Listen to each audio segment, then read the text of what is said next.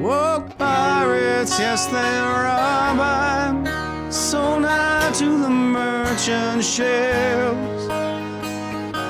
Minutes after they took I from the bottomless pit. My head was made strong by the hand of the Almighty. We forward in this generation triumphantly. Won't you help to sing these songs of freedom? It's all I ever have.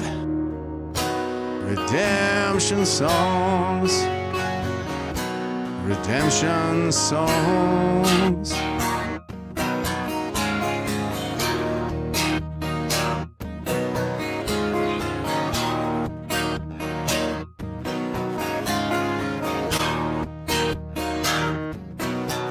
Emancipate yourselves from mental slavery. None but ourselves can free our minds. Oh, have no fear for atomic energy, 'cause none of them can stop the time. How long shall they kill our prophets while we stand aside and look?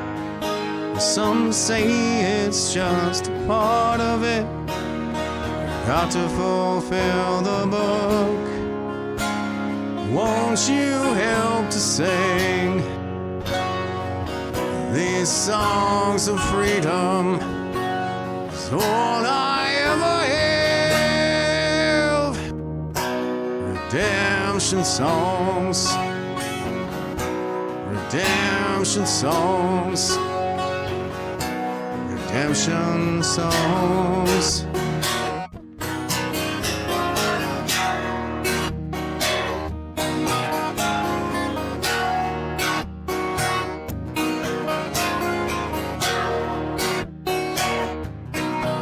Emancipate yourselves from mental slavery. None but ourselves can free our minds. Oh, have no fear for atomic energy, 'cause none of them can stop the time. How long shall they kill our prophets while we stand aside and look? Some say it's just a part of it. Got to fulfill the book. Won't you help to sing these songs of freedom? It's all I ever have. Redemption songs, redemption songs. It's all I ever have. Redemption songs, redemption songs, redemption songs.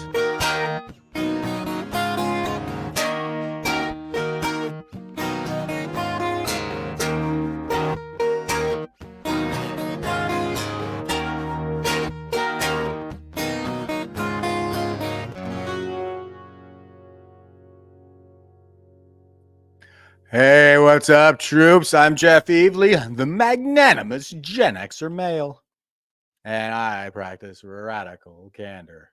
All right, I got Chris Dacey on board backstage right now, ladies and gentlemen, so we got a great show lined up for you. I'll go ahead and say my good evenings to everybody before we get started here. Canada Veritas first one on the board over there to Rumble and giving us the triple slashy right back at you, brother. PGL99 says, hello, triple slashy. The intro of Chris Deering is relive tragedy of disgusting government power. Yes, I agree. And let us never forget Canada's Tiananmen Square. I was right there, in case you can't see. I'm the guy in the red hat, and probably the only one in the crowd with the red hat. So Chris was on my left when he went down. And Drew, well, I'm here. That's me. I'm on Drew's account. And let's see, DCool55 says, hello, everyone. I haven't been able to watch in a while. I'm back. Well, it's great to have you with us, brother. Thanks for being here. And Mother of the Drummers was actually, I think, the first one, the first on the board. But Canada Veritas got first on Rumble. So good evening to you. It says, good afternoon, Jeff and chat. The sun is shining bright today, shared on X. Thank you very much. I am the worst guy for not sharing my own stuff. Carla says, hello, Jeff and Chris. Hello to you, Carla. And she also says, my heart goes out to James Sowery and his family. Yeah, there are an awful lot of people suffering in Canada right now. And Darlene says, good evening, everyone watching from New Brunswick. As always, thanks for being with us, Darlene. And Janet says, hello, Jeff and everyone from near Belleville, Ontario. Belleville is my favorite motorcycle destination in Ontario, because Ontario, like the only redeeming quality of it is the motorcycle riding. So that is the best spot to go. And Rob is with us saying, happy Muckraker Monday to all patriots and bigots. Give it to the Maple Leaf and the Triple Slashy. Hey, what's up, Rob? Thanks for being with us. And Cindy, our most faithful of all watchers, says, good evening, Jeff, giving us the hearts. And evening, friends. Victory. Thanks for always being with us. And Alan Matthews is giving Rob the Triple Slashy. Colleen is with us, as always, says, good evening, people. Good evening to you, Colleen. And Evelyn is with us as well, says, hello, all. Hello to you. Andrew is with us, says, good evening, Jeff and everyone. Good evening, Chris Dacey. All right, guys. I'm not going to leave Chris waiting for too long, but here is our philosophy quote for the day. This is Aristotle. He says, tyrants preserve themselves by sowing fear and mistrust among citizens by means of spies, by distracting them with foreign wars, by eliminating men of spirit who might lead a revolution, by humbling the people and making them incapable of decisive action. Sound familiar?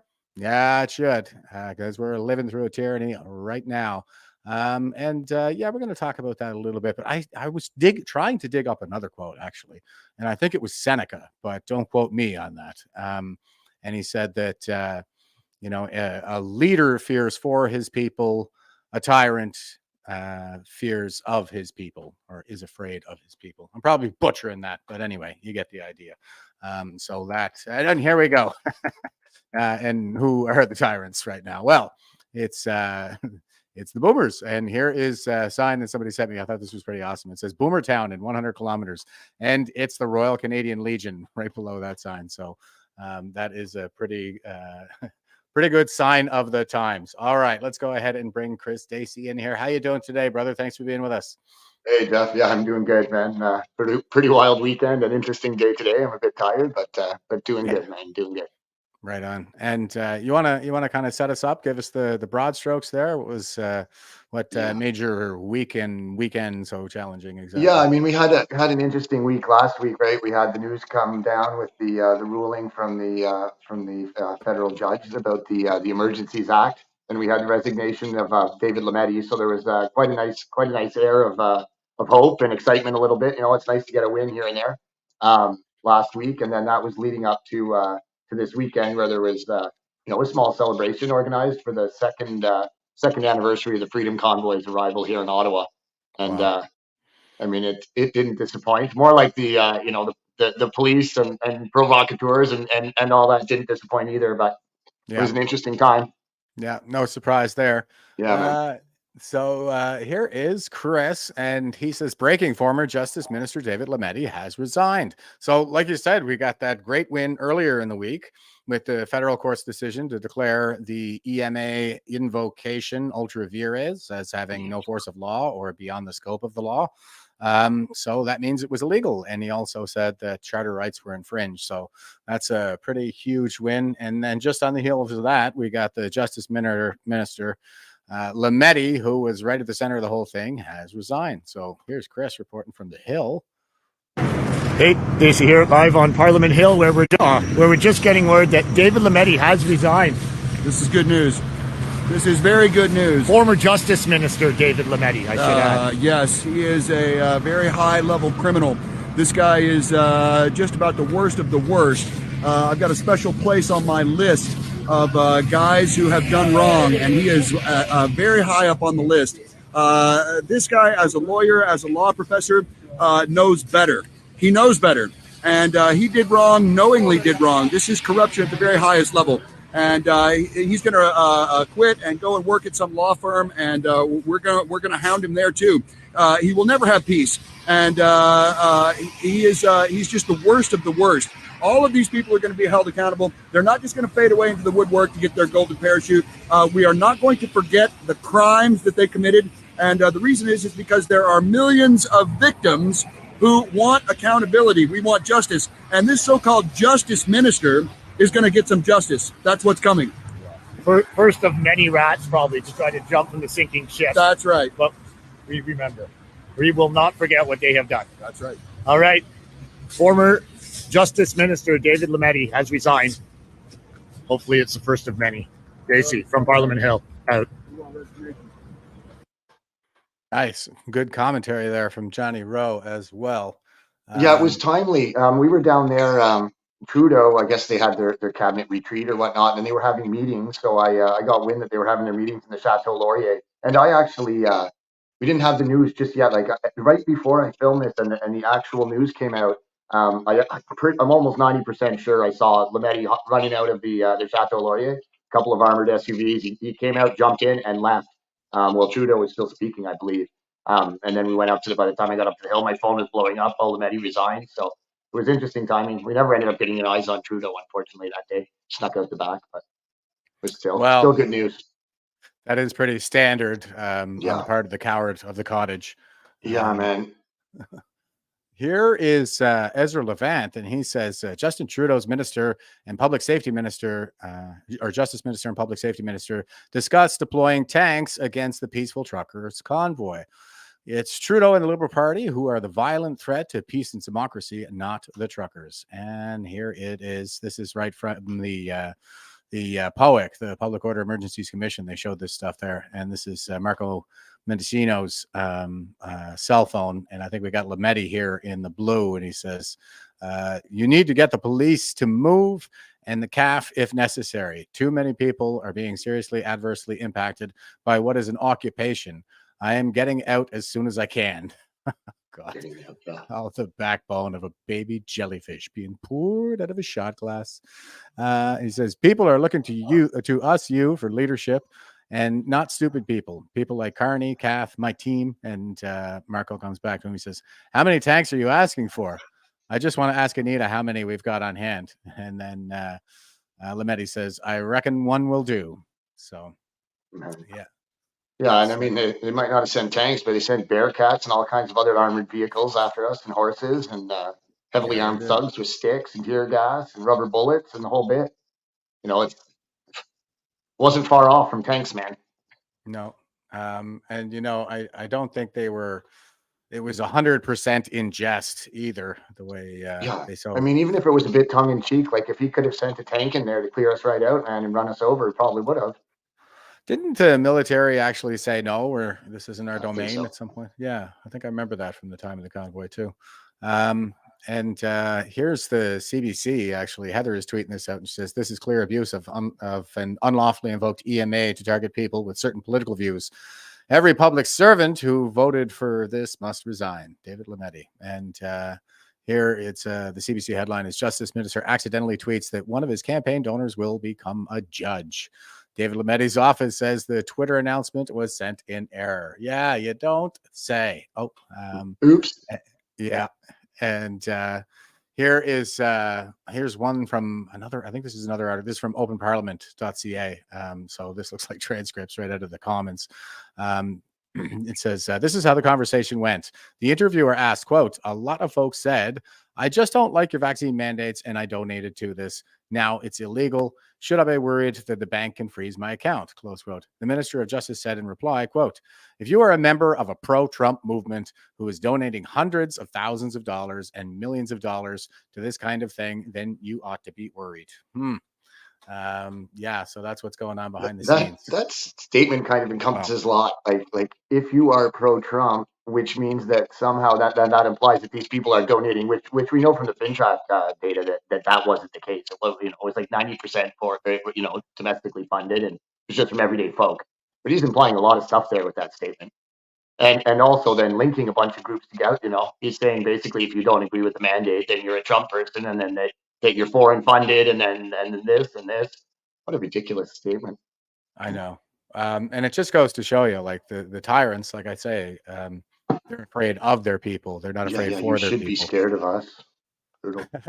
Yeah, really. It's well, I think we're going to get our jurisprudential reckoning. I mean, it's going to be a slow trickle. The cracks are definitely forming in this dam. She could let go anytime soon. So, so here is a look back. Evan Solomon actually had a decent interview for once. And Vesper is tweeting this out, says, David Lametti's EA, a farce, a mockery of law. They are being buried under the avalanche of their inadequacies. Did the Liberal Party hope the courts would play along? Did they think the judges would somehow develop amnesia? Please share. Okay. And here is Lametti at or around the time, right around the time they're invoking the EMA. Look, sir, I mean, to be fair, frustration with the democratic process in a minority government is not necessarily a justification to use the Emergencies Act. It has to be a crisis. It's not the frustration of a minority government. I mean, that's not on the table. We believe, as I have said, that first of all, this is a crisis that needs special attention. That there were normative gaps. This is one of them. And in order to attack the funding, the foreign funding problem of this occupation, the Emergencies Act allows us to make the declaration immediately and then put the parliamentary scrutiny afterwards. Okay, would you mind, sir, just answering the question about recourse? If someone illegally or someone wrongfully has their bank account frozen, but all of a sudden they find, hey, I can't access it. The bank says, well, we've deemed that you're a supporter or your money, you've been supporting the truckers or an illegal blockade for anything. Now that they've got the power, are you saying that, what's that recourse for that Canadian citizen? And are you saying, well, we just have to, the government's giving these powers to financial institutions and then just relying on the reasonableness of it? That's the threshold? Okay, what's the recourse? I mean, look, you've just compared people who may have donated to this to the same people who are funding maybe a terrorist. I just want to be clear here, sir. This is really important. A lot of folks says, look, I just don't like your vaccine mandates and I donated to this. Now it's illegal. Should I be worried that the bank can freeze my account? What's your answer to that? Well, I think if you are a member, it's looping. I think we loop it. Yeah. You donate hundreds of thousands of dollars or millions of dollars to this kind of thing, then you ought to be worried. Yeah. What if you're a Canadian citizen who donated $500 to it? Well, I think if you're a tractor trailer owner whose employee has taken the truck and that has been sitting here in Ottawa for 3 weeks, and perhaps you gave that person permission, you may now actually lose your trucking license under this. And I think you ought to be worried in that circumstance. And I think that's a very important tool that we've given to police.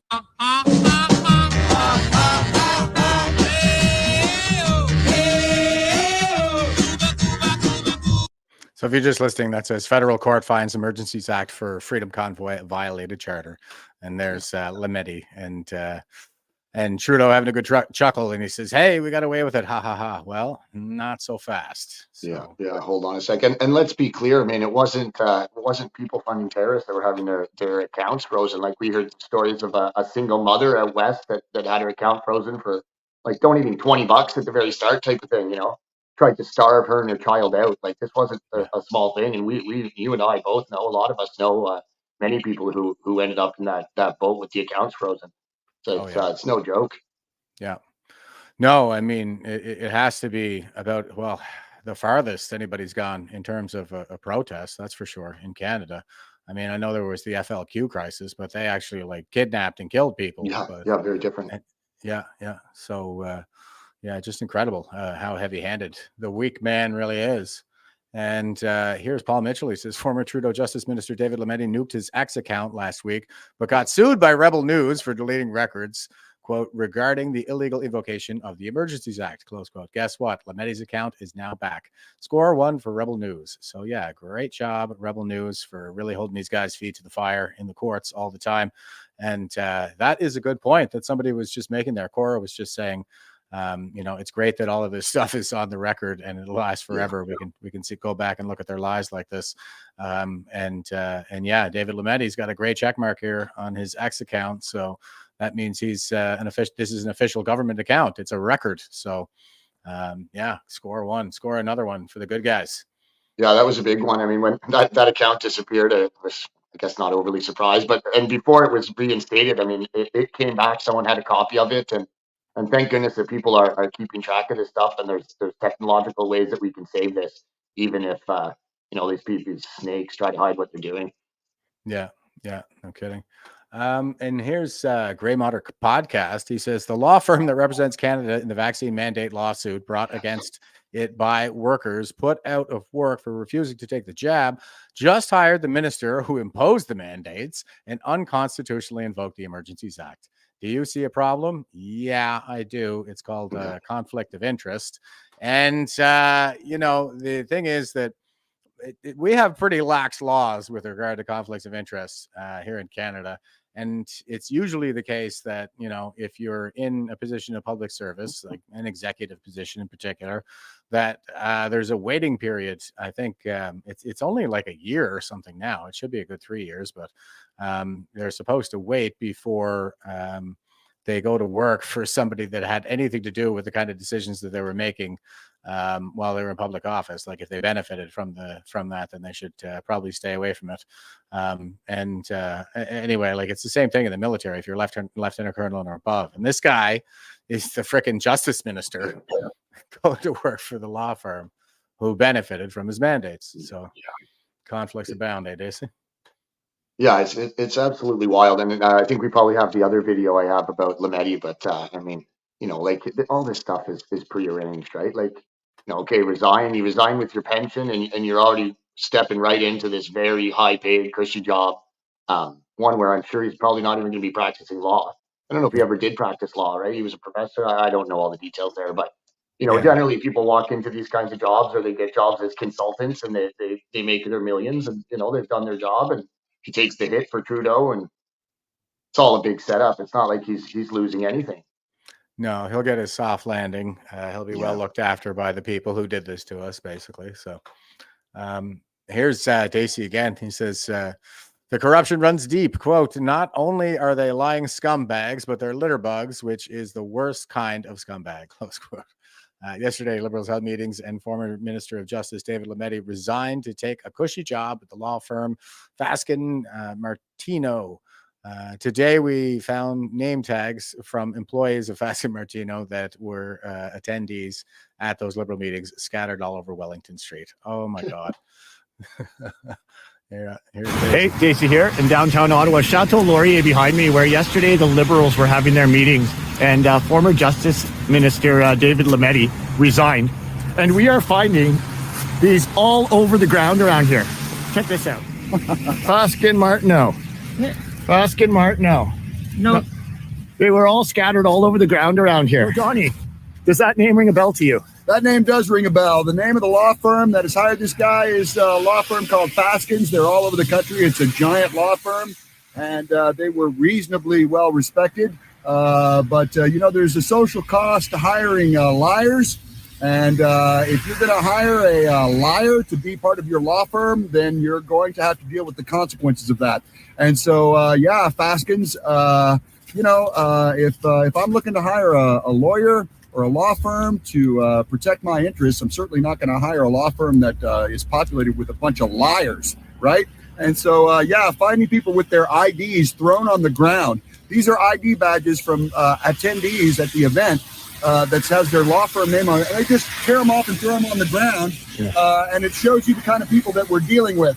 And it also shows you that we are in the right place to deal these people the derision that they deserve. And we're going to continue with that. It's it's going to be a good day. We've been at it some time, and we expect to do some more good. These people are in the building right here, and we've got all the entrances and the exits covered. And they're not going to get past us without hearing just how much the country has had enough of them. Yes. And so not only are they a bunch of lying scumbags, but they're also litter bugs, which is the worst kind of scumbag. Yeah, brutal. Thank you, Johnny. He may have been resigning, but he already had a cushy job lined up. People from that law firm here in the building, Chateau Laurier, leaving their name tags scattered all over the street. Snakes. Good Lord. I mean, you can't make this stuff up, right? Like the guy resigns. I mean, he's responsible for that illegal invocation. I mean, mainly responsible. And he leaves to take this cushy job. people from that law firm are at the Liberal meetings, right? Like all this stuff is connected. None of it, like the corruption does run so deep. It's so obvious and it's so in your face. They're literally throwing their name tags on the street and littering and leaving them behind. Like it just, couldn't believe it when I walked up on those. Like Christine probably picked up about 10 of those things. It's not just one or two. Yeah. Yeah, I mean, it's kind of that corruption right down to the fundamental level of being litter bugs. Like they're just kind of rotten people. Yeah, and they absolutely do not care, right? Like they're not worried about being found out. People know it's right in your face. They'll do it right in your face. That's a good point because they can. They're like, we're untouchable. Yeah, so far they can, exactly. Like there's been no accountability for any of these people so far. Yeah. Well, there might be some news on that there this week. It's probably just a matter of time before people start standing on that federal court decision to take some legal actions and stuff like that. Takes a little while to get that stuff together. Legal stuff is a slow burn, eh? Like it takes a long time to get here. It took a long time to get to that win and a lot of work, right? So, and there's still work to go there. So, for sure. I think people have 2 weeks from the time of the decision to start filing the lawsuits. So, I wouldn't be surprised if we started seeing some more traction burning up this week. And here's Dacey. Says Khalistani protests outside the High Commission of India in Ottawa. What's going on here, Dacey? Yeah, so this is just another one of, protests in Ottawa are a regular thing from all kinds of people. This one is Khalistani this time. So they're right across the street from the High Commission of India, or the Indian High Commission. I don't know exactly what it's called, but the commission, in Ottawa, and they've got a pretty large group there. You can see the police presence. All right, let's check it out. Hey, Dacey here. I'm in downtown Ottawa off Beechwood. There is a large Khalistani protest across the street from the Indian High Commission here behind me. These are somewhat regular here in Ottawa.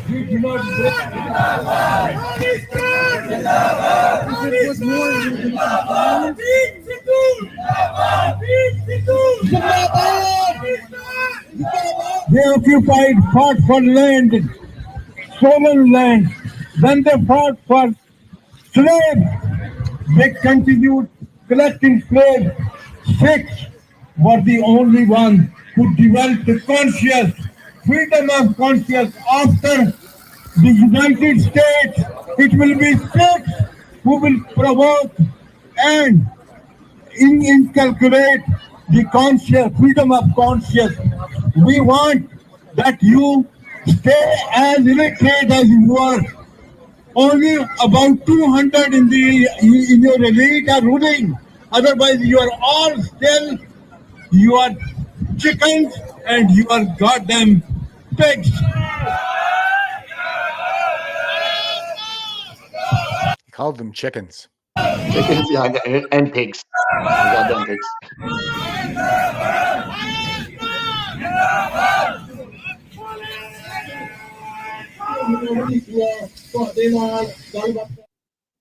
Yeah, so this is something to note there in the video for it's going to be relevant later perhaps is the demeanor of the Ottawa police, what's being allowed, what's not being allowed.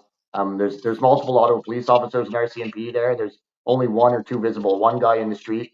All of them are stood back and stood off basically. You'll notice that gentleman is using an amplification device. That probably will be a factor later in some of the videos we see. So it's just interesting to compare and contrast what's allowed from some groups and not allowed from others. Well, I would say that is due to the fact that we've been indoctrinating anybody in our institutions into a Marxist worldview, specifically the Marxist praxis of intersectionality. So when they view the world through that intersectional lens, they see these groups of oppressed and groups of oppressors, and they really only go after the groups of oppressors, the bourgeoisie, in their intersectional Marxist worldview. And that's basically just loving Canadian patriots, white guys, and men in particular. So they certainly don't like me. Yeah, me either. I'm not even allowed in Ottawa still.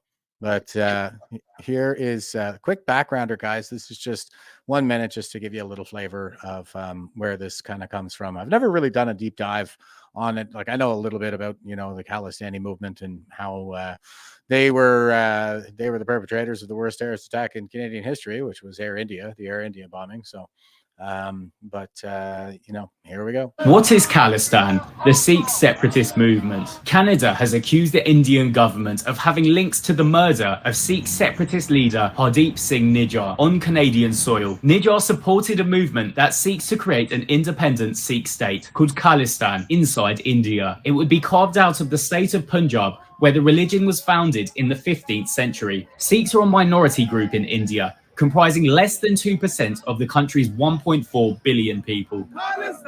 The Khalistan movement is considered a grave national security threat by the government and is outlawed there. A number of associated groups are listed as terrorist organizations. In the 1990s, a Sikh insurgency killed some 30,000 people before being suppressed by India. But the Khalistani movement continues to evoke sympathy from some Sikhs living abroad, particularly in Britain, Australia, and Canada, home to the largest population of Sikhs outside of Punjab. There you have it, folks. So these tensions that we're importing from overseas are starting to manifest in our streets. Yeah, and we see that with more and more different groups from different places, right? Like, I mean, we used to not really see this at all in Ottawa, and now it seems like every week there's a different or new nation or part of a nation or whatever type of group that's being added to the mix, right? Like there's more and more all the time. Yeah, and there was something else going on there this weekend. Little ray of sunshine coming through, a little victory lap after a pretty good week, I'd say. It says this is Veterans for Freedom tweeting this out, and it says happy 2-year anniversary to the Trucker Convoy. And there's some goofy looking politicians, Trudeau and Slug Ford. So so that was going down 27 January, eh? Yeah, so I think the actual arrival was the 28th, but the 27th fell on a Saturday, and for all intents and purposes, it was close enough. So we were celebrating the anniversary on the 27th. Okay, right on. And here's you and Smoothie actually giving a little celebration there on the 27th. Yeah. So we got there nice and early, and that's us with that's an actual Wellington street sign from circa like 1960s that we were able to acquire from a guy that had a bunch and was selling them all. So that's a pretty cool piece of history. And then that's nice. I'm holding our new sheep. We got a new pet sheep, Welly. So it's good to have a little mascot. Yeah, I was just gonna say, does he have a mask on? I can't. Really he did. Yeah, sometimes he has a mask. Right now, I don't think he has one there, but we got masks. He's got some needles we can jab in his back if we need to, or whatever we need. Sweet. Yes, you need to do that. I think it's important. Yeah. It's where we are at this stage. We got to start shaming these tyrants. Yes. All right. Exactly. And here's Dacey saying, "God bless Canada." What's the story on this guy here, Dacey? Yeah, so this is Beautiful Canada. Beautiful Canada Online, anyways. Don't really give his real name. And yeah, so he's a Christian, a believer, a friend of mine. And he brings this cross. He covers a lot of different events, live streams them and whatnot. But he brings this cross to Parliament Hill every Saturday. And people who follow me may have seen this cross a while back. It got in trouble from bylaw. It was given a very stern warning. The owner of the cross needs to remove it immediately. It was threatened a couple of times by bylaw, but so far the cross has come out unscathed. So he comes every Saturday with his cross, and I think it's a nice symbol. It's interesting to see the different treatment that the different things get for different people, right? So wow, incredible. All right,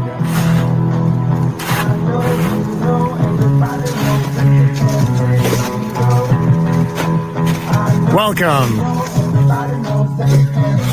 Beautiful.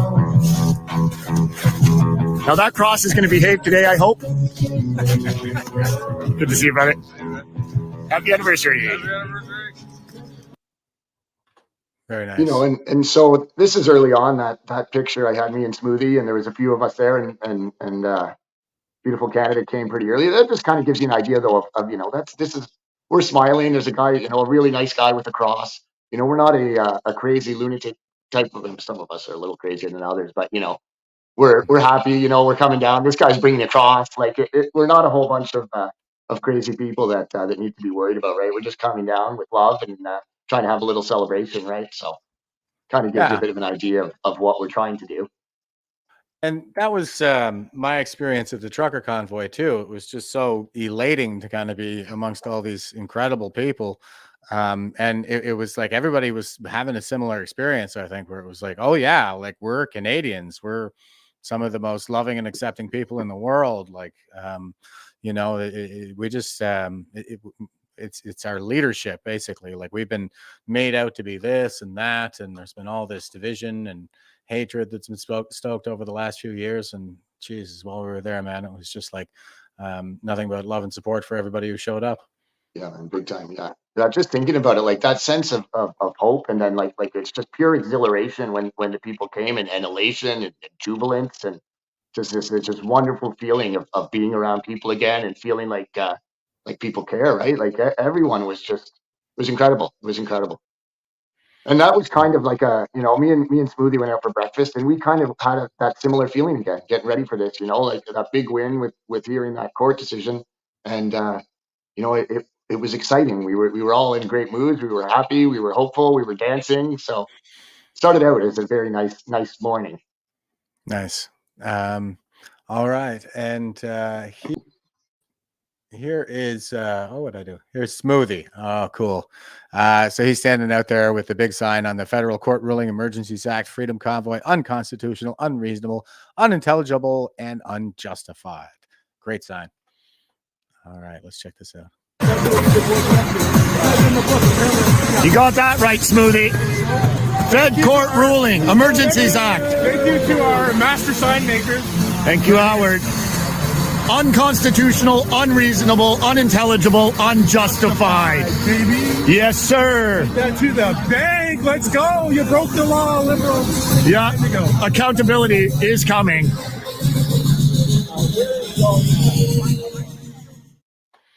Cindy saying Smoothie looks fantastic. He has lost a lot of weight, hasn't he? Yeah. He's doing pretty good, man. Yeah, he's doing good. It's nice to see him up and dancing, and man, and that sign, like it's exactly right? Like he was wearing it, man. He was walking down the street. We went down, stood on the corner for a while with it. It's a big deal. You want to make sure people know. And he was pretty happy to have that sign and be holding it. And thank you to Howard Kwan, who makes all these beautiful signs. Oh, okay, right on. And that sign that sign is that sign and a few others, and our excitement is probably the reason that we get the response we're going to look at here in a few minutes. Yeah. And I was just going to point out too, because I pointed it out all the time, but one of our co-founders, Eddie Cornell, was one of the co-applicants for the judicial review that actually led to the invocation of the Emergencies Act being declared ultra vires. So, that's probably that's the biggest win we've gotten yet, folks. And I was saying a few months ago too, like a lot of people were really dismayed after the Public Order Emergencies Commission. And I was like, it didn't have any teeth to begin with. Like what we should be watching right now is that federal court case. And sure enough, that is the one that has the teeth. So we're going to get mixed results, but I think the key battle space is in the courts now. So here we have, what's going on here? Dacey? Yeah. Okay. So wonder if this is a decent place to start. As we were getting set up, like once things started to get, kind of a bit busier, we had a couple of the usual provocateurs were coming around. Nugs was there, and a woman accompanying her, and a guy on a bicycle. Like there was probably like 30, 40 people maybe in front of the King's Gate. And a guy on a bicycle came through. He started swerving at people, like swerving at them and kind of yelling. He started getting into it with a few people. And anyways, it turned into a whole scene. And eventually it starts with the video with this guy basically shoving me. But this guy had tried to he didn't hit anyone, but he acted like he was going to run them over with his bicycle. Then he argued with a woman for quite a while, to the point like a man had to intervene, and things got a little out of hand. And eventually this guy starts shoving me. You'll see here he threatens to kill me in front of police, and watch the reaction of the police, man. I get a little fired up in this one. Just fair warning, people. Yeah, that's okay. I enjoyed that. I think you have a pretty good handle on it too, Dacey. I tell you that. It's like I think it's probably just the right amount of emotion. It always seems. Yeah, like it's a fine line to walk, but I'm getting closer and closer to figuring that line out. It's like, it's like putting your hand up to a hot burner or something. Oh, it's a little too close. Okay, back off a little bit. But yeah, man, you handle yourself really well in these situations. Oh, so here we go. Get your foot on her! Hey! Look, man! She's a woman! Back off! She's a woman! Touch her! Hey! What the fuck, man? She's a woman! Back off! She's a woman! Get your fucking hands off her! What's your fucking problem? God damn it! What are you fucking nut bars, man? No, what are you trying to Bunch of fucking nut bars. Stop, please. Well, then this is a public place. I don't want to. Dude, do not fucking touch me. Well, don't film me. I don't want to be killed. Get out of my face, You gonna man. hit me too? You just grabbed me, man. You just fucking grabbed me. You back the fuck off. You back up. Dude, you just grabbed me. You just grabbed me. Get away from me. I didn't touch anyone. You just grabbed me. Again, I'll fucking kill you. Yes, there we go. Uttering threats. Uttering threats. He just hit me. He just hit me. He's fucking threatening everyone. He just uttered a death threat. Do something about it. Do something about it. Don't let him go. ID him. Come on, hit me again, motherfucker. You just threatened to kill me. You just threatened to kill me. I want to press charges against him. Excuse me, I want to press charges against him. He just uttered death threats at me. Okay. You're letting people, man, there's 15 over there. You're letting these two idiots come in, steal shit, push people around. No fucking way, man. Enough. Enough. You're letting him go? Go ahead. Talk. Sure. Sure. What exactly happened? He's just threatening to He kill him just, 3 times in front of you. One at a time. He just threatened to kill me 3 times in front of you. He also rode his bike through here, almost hit 10 people, then fucking threatened a woman for 5 or 10 minutes. Then those other 2 shit disturbers came in. Am I yelling at you? Dude. I'm just trying to talk. Well, I'm just getting thrown around here. Yeah, sure. I understand you're upset. Yeah. Double Okay, I'll take a breath. Hold on. Double standards. Double. I think the primary source of your frustration there is actually the double standard applied by the cop. Yeah, completely. And I mean, you know, all these times that Ottawa police jump in and you know, give us a hard time and whatnot. There was 6 or 7 cruisers directly across the street watching this 10 minutes that led up to this. They could have intervened at any time. They watched the provocateurs come in and cause all kinds of problems. They watched multiple assaults take place before this happened.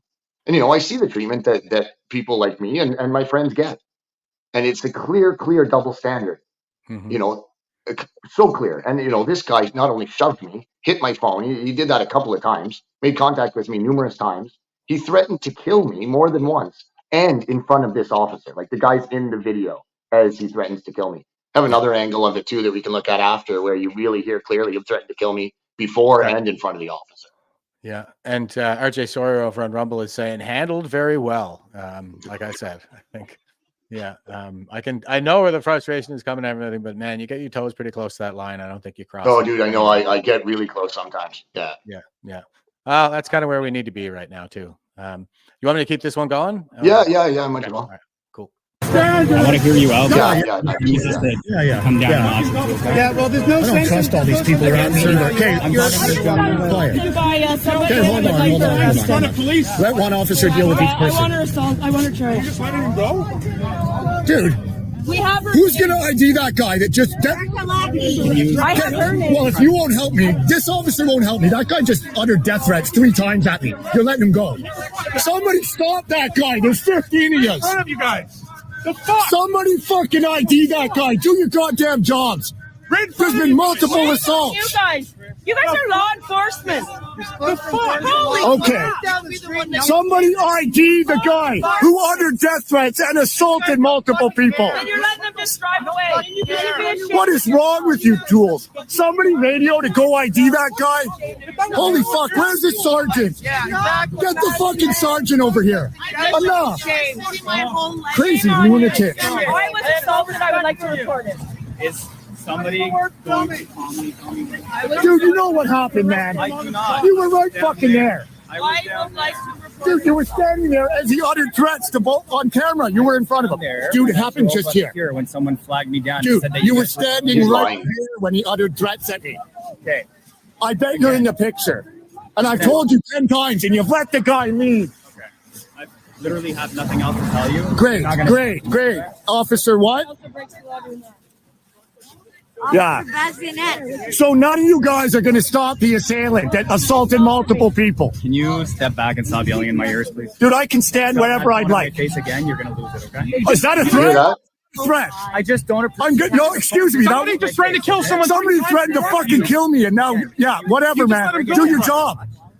Step it up and do your fucking job. I am trying to talk. No, you're not. You're not. If that was anyone here, you would have arrested them. Deal with the criminals. Dude, there's 10 of you. There's 10 of you. Multiple assault victims, and you're threatening an assault victim. Criminal. Your job is Roll your eyes all you want, man. Roll your eyes all you want. The reason we are worked up and traumatized is because assholes like you came through here and beat up all our friends. And you've been attacking them for 2 years since. That's why we're upset. You apply the law completely unequally. You let people assault us. You let them leave. The guy threatened to kill me in front of you. Right in front of you, man. And on camera. Where is he now? And he threatens the fucking victim. Where's the sergeant? Where's the liaisons? Where's the PLT team that's supposed to be here? I've been talking to them all week. I had a meeting with them this week. You assholes stand here and come in and threaten us when someone assaults us. There's definitely selective application of the law going on around here. You protect who you want and you attack who you want. I was assaulted. That's the bylaw officers that threatened us too earlier. The sergeant's over there doing nothing. Hey, sergeant, you gonna do anything? Well, yeah, well, please do, because there's multiple assaults, multiple people. The guy threatened to kill me. Your officer just fucking threatened to knock my phone away. It's not okay.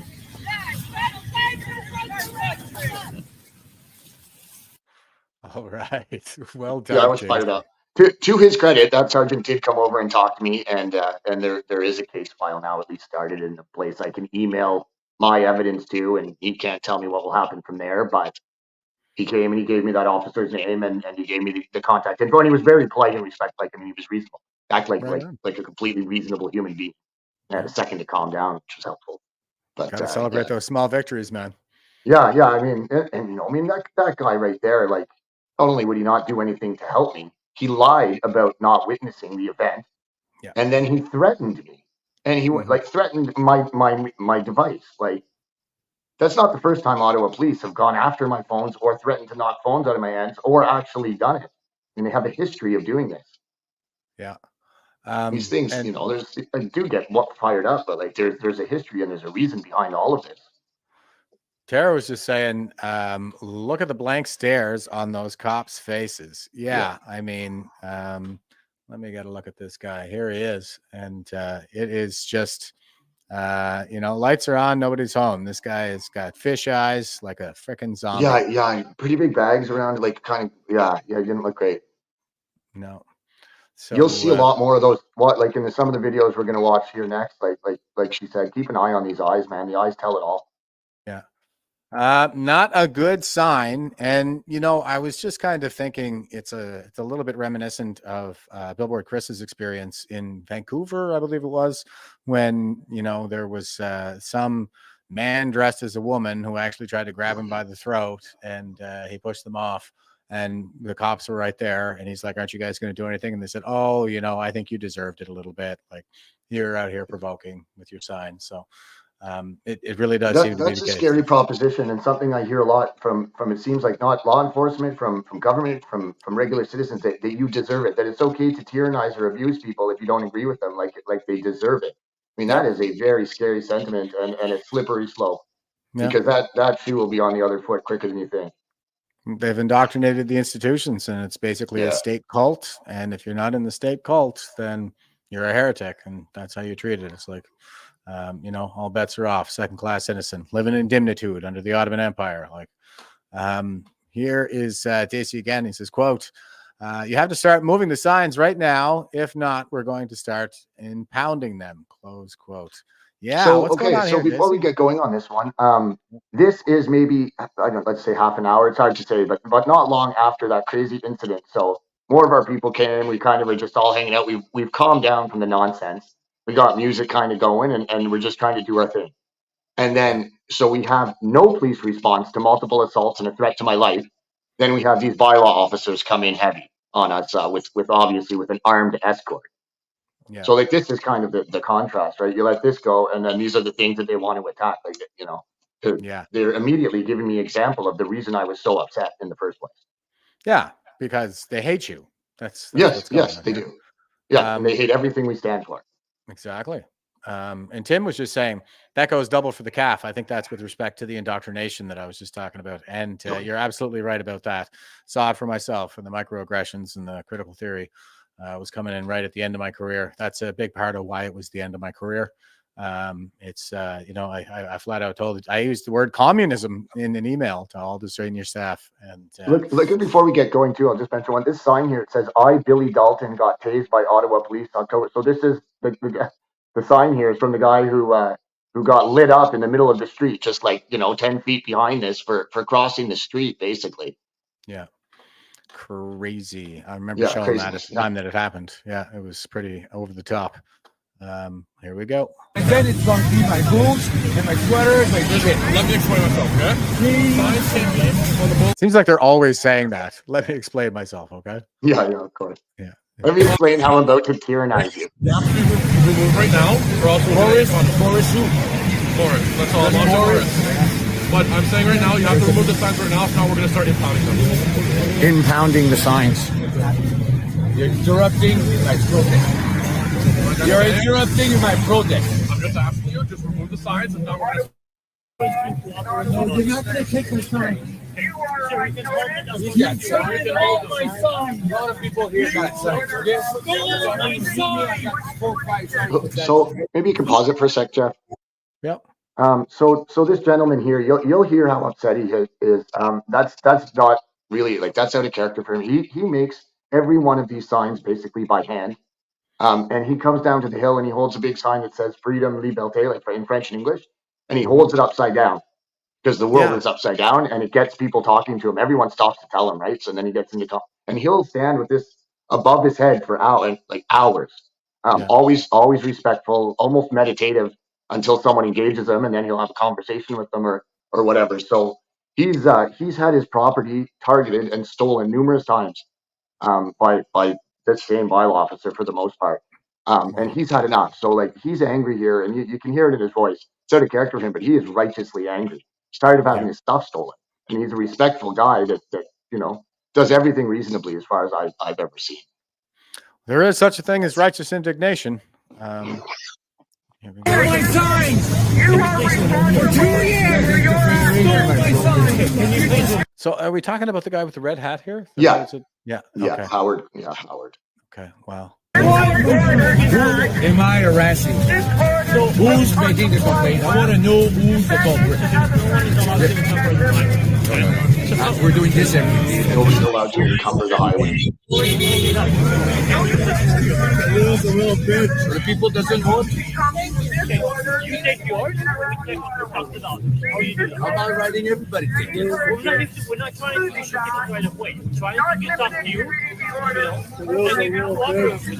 Always. The problem here is these signs. These signs have attracted Khalil here, who steals property from Canadian citizens peacefully protesting. What a bunch of nonsense. Nonsense is right. Yeah, and I mean, it's no, it shouldn't be lost on people that not only is he coming in, it's bylaw. This guy is a real jerk. We've discussed him on the show before, me and you. But he comes in. Jamie was just saying that. He says that cop with the beard is always instigating. Yeah, so that's a bylaw officer. So that's Khalil. He's the one. He's the one in charge. He has the different epaulets. They're gold, and I think they have a crown. I don't know the ranking system for bylaw, but he seems to be the guy in charge. And it shouldn't be lost on people that not only is this bylaw, this is just a ticket, right? But right behind those bylaw people are 6 or 7 armed Ottawa police officers, right? So like they come in with a group of armed people. It's not just a little small thing, right? And that's on purpose. It's to intimidate you. It's to try to scare you. Yeah. For a bylaw infraction. Yeah, of course. Yeah. And I mean, one step above mall cop. Yeah, and you've seen the things that are allowed that we've shared on this show that are allowed to go on in Ottawa with no issues whatsoever. Oh yeah. Israel bombs, Canada burns. Yeah, man, and not to mention that these people are known to us and we're known to them, right? So, I mean, 9 or 300 and whatever days out of a year, there's no issue with these signs or the people there or what they're doing, and they do those exact things. It's not a problem. It's only on certain days, which it's no coincidence, are days that we're trying to have kind of these celebration type events. It happened exactly 1 year ago on the last one. It's happened at numerous events we tried to have, and it's always the same kind of way they go about it. They come in and they start with bylaw. They'll come in and they'll often start antagonizing certain people. They'll try to ticket someone, or they'll go after a woman that's with us to try to get the response of the man. Like, it's always the same thing you're doing, and it's only on these certain days.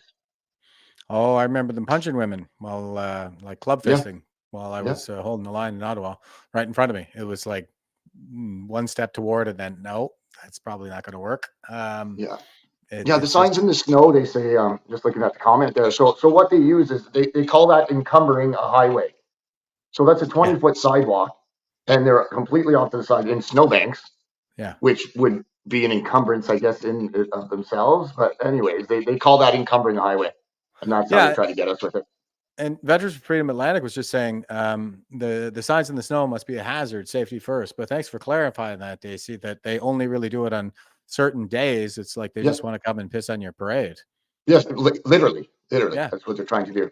And it's interesting enough, like these snowbanks get left around forever until we use them for something. The next day, like, watch, they were clear today. No more snowbanks anywhere. Oh my God. Well, that's one way to get things done. I guess so. Yeah. Here's looks like Maura Khalil here. Let's check it out. The Emergency Act was illegal. And so all the stuff that people did up with the signs and the holiday event was illegal. This is because of signs. When it's time to show the country, the people that these signs and these few people have attracted this massive response. Here. You guys are breaking the law. You touch it, and I'll sue you. I'll sue breaking the law. Every one of you. Oh my God. These are for your children too. These are for your children. Later. Give me my signs here. Dude, the fuck, guys? Guys, the fuck is wrong with you fucking idiots? You want for us. What is wrong with you people? Get back to Stop stealing our stuff. Stop stealing our stuff. You stop stealing our damn stuff and sir, Mouse, you don't deal with these guys, man. Is this one just calm down? Yeah, it's for our safety, right? It's for our safety. What do you get this man's property? Don't tell me what to do. This man, you are wrong. You are all wrong, and you know it. He knows he's wrong. It's a lunatic. You will have to answer to God. Your discretion is wrong. Johnny, Political dissent is wrong. Just that? Yes. Just the court. Thank you, Johnny. Suppression of political a million charges coming. Can that man have his property back? When he political dissent. Stop stealing from people. You guys have heard of discretion, right? You've heard of discretion, Sergeant? This is a lawful protest. You've heard of discretion, Sergeant? Don't tell me to calm down. You and your armed fucking goons are stealing from a man. Tell me to calm down as you steal from Canadian citizens. Okay, so you tell us, right? You tell us how we're allowed to protest? No, you don't. Dude. Don't act different right now. You're acting different. You are. And then you are. Yeah, you're stealing today. This is a police state. What's that? Was he just accusing you of? He's like, oh, you're acting different today. No, the difference is today you're acting as armed security for thugs stealing from Canadian citizens while they lawfully protest. That's the difference. You come to me and you act with, and don't steal and be normal. Of course, I talk to this guy like a reasonable human being. If he's acting like one. Yeah, Cindy's saying, I'm surprised you still have your voice, Chris. Oh man, I didn't yesterday. It's coming back slowly. Yeah, I bet it needs rest. Actually. Yeah. I need rest in general, but somebody's got to do this. Exactly. Yeah. Bunch of lunatics. Give him his damn property back. Give him his property. Give him his property back. Ottawa's finest here. You smirk like that, eh, man? As you trample all over the Constitution. Who's your oath to? Ontario cops give an oath to the Constitution, don't they?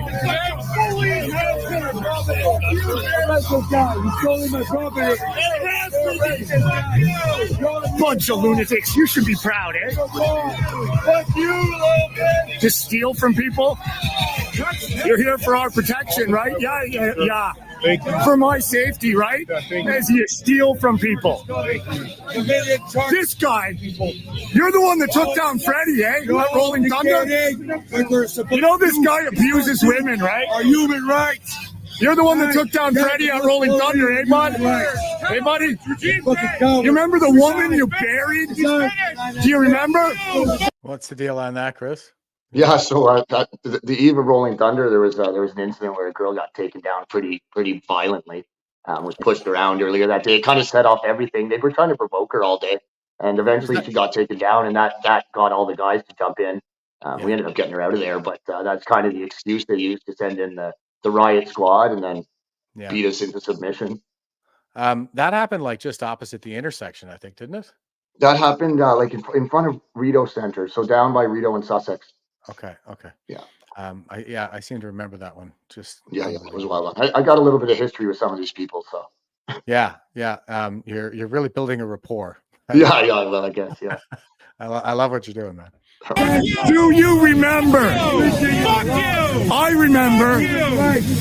Hey, buddy. Yeah, he does not look comfortable, does he? No, dude. I know. Squirming. Good. Love it. I remember. Trudeau and his goons are finished. If she weighed 1/3 what you weigh, man, you power slammed her into the ground. I was this close to you then. This close, man. You buried that girl in the ground. You pushed her 2 or 3 times earlier that day, too. You remember that? I remember. What? Where were you guys when I was just assaulted and threatened? This guy has a history of abusing people. For infringing my laws. They're here for our protection, folks. They're here for our protection. Bunch of fucking lunatics. Buddy, let's hear the march. Me, wonderful. Yes, I'm allowed to put an arrest you or arrest everyone. Proud at night. Doing what you guys get on the ground now. You guys put little signs on your police cars? Bunch of bullies. You guys are Stasi. Stasi. Don't come back. Bunch of lunatics. Yeah, well done, Dacey. I'm getting all the comments in here. Everybody. Oh, these guys fire me up, man. Like, and you know, this makes me look kind of like a little bit unhinged, maybe to some people. But I mean, I spend a lot of time talking to various police officers. I deal with PLT when I can, and I've been trying really hard to work in good faith with the people who are at least seem open to trying to do so. I mean, believe me, I don't. It's not to say I trust them. They've betrayed me at least once. Some of these people, and I mean, they're doing themselves a disservice. Just like during the Freedom Convoy. I mean, they betrayed their PLT teams. Those guys come out and it seems like try to do some work and get some things, make some progress. And then you get incidents like this, and it undoes everything we've tried to do. Yeah. And it does not help rebuild any confidence or any faith in law enforcement whatsoever. No. You know, every time I give these guys a try, and I have many times, I keep trying, they just they pull stuff like this, and it destroys whatever progress or possible good faith there was left. You know. Well, yeah, and I think you know, you're doing a good job of making them understand that. This is one of those things. I guess it really depends on which side of the issue you're on here. Like the other side, they're going to look at you like a raving lunatic, but they pretty much think that no matter what. Yeah, they do for sure. And I mean, like, it's good to be able to get a little more of the details. You put out 3 minutes of me yelling at a bunch of guys. I mean, sometimes there's some backstory that may not be necessarily known to everyone. Yeah.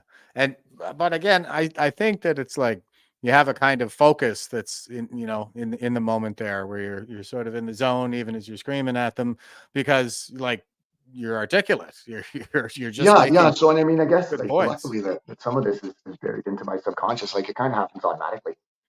Yeah. It's stuff I know or think, and it seems to come out because you only get one shot at this stuff, and most of the time I seem to make sense and I know what I'm talking about, and so I mean it works okay.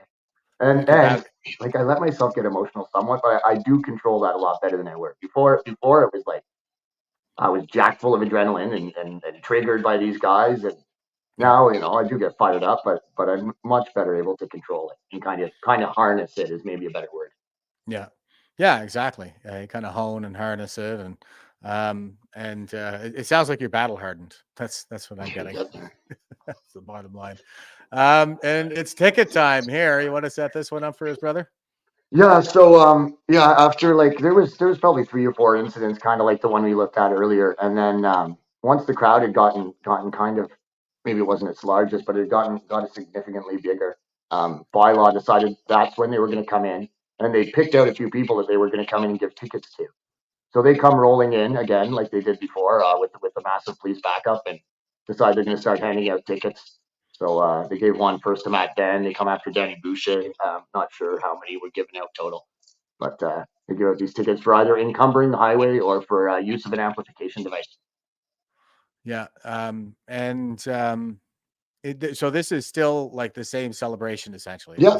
This is So they wait till things calm down, kind of, and a crowd forms again. Then they come in to stir the pot again. Yeah. There we go. Ticket time in Ottawa. It's ticket time in Ottawa here. Juicer! On you! That's it! Marcel! Yeah, but the fucking little moron. I'll find something to do, man. Shame on you! Shame on you all, man. Aren't you fucking fed up? Why don't you go to You're a bunch of lunatics.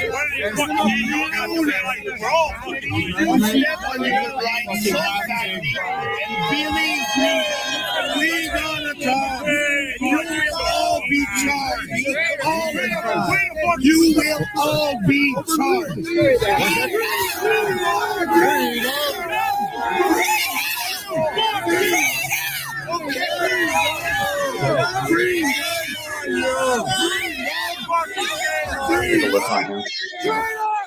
What's that? I can just see, like, look, you see the look at the eyes and the expressions on these police throughout this video, man, and you can just can see it in their face, their eyes. Yeah. And I think I talked about this a little bit when we showed the video of that other guy there getting tased in the streets. And I remember, like, I was slowing down the footage and everything. Like, look at the fish eyes on this guy.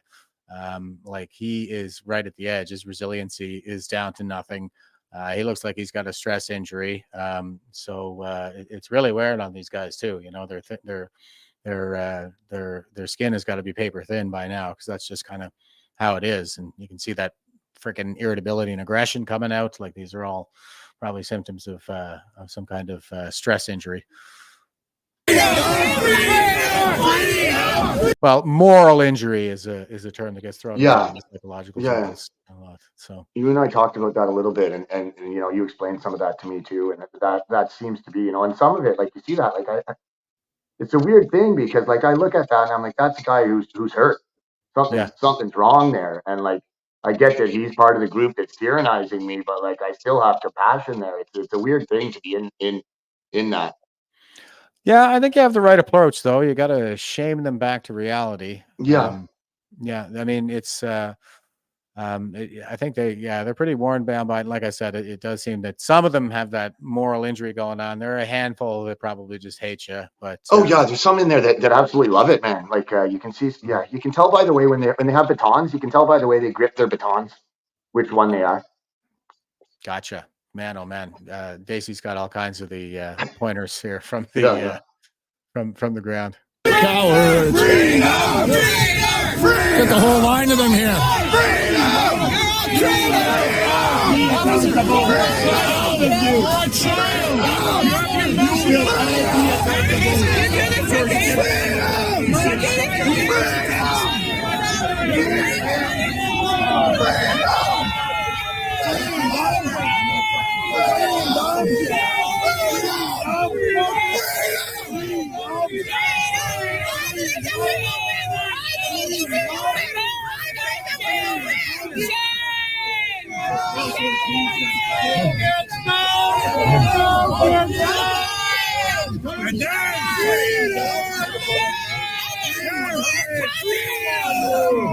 And there's more coming.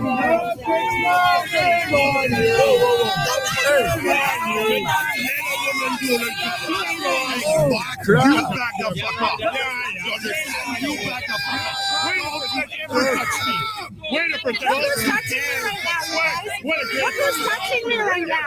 at this. So actually, just this is kind of interesting or relevant. So that's that camera in front of me is Deanna Sharif, and so she's come and inserted herself in front of me and backed into me. She's holding the camera up and she's yelling, "Look who's touching me, guys! Look who's too close to me! Look!" So she inserted herself, reversed into me. Now she's on there lying, accusing me basically of coming at her. But she just kind of inserted herself in front of me. The stuff we got to deal with in the middle of all this nonsense. You probably had to leave to go get a shower after this. Yeah, man. Yeah, you got to peel off and go around the other side just to get away from her, but shouldn't have to. Yeah, exactly. It's not hard to tell who the bullies are, right? Yeah, exactly.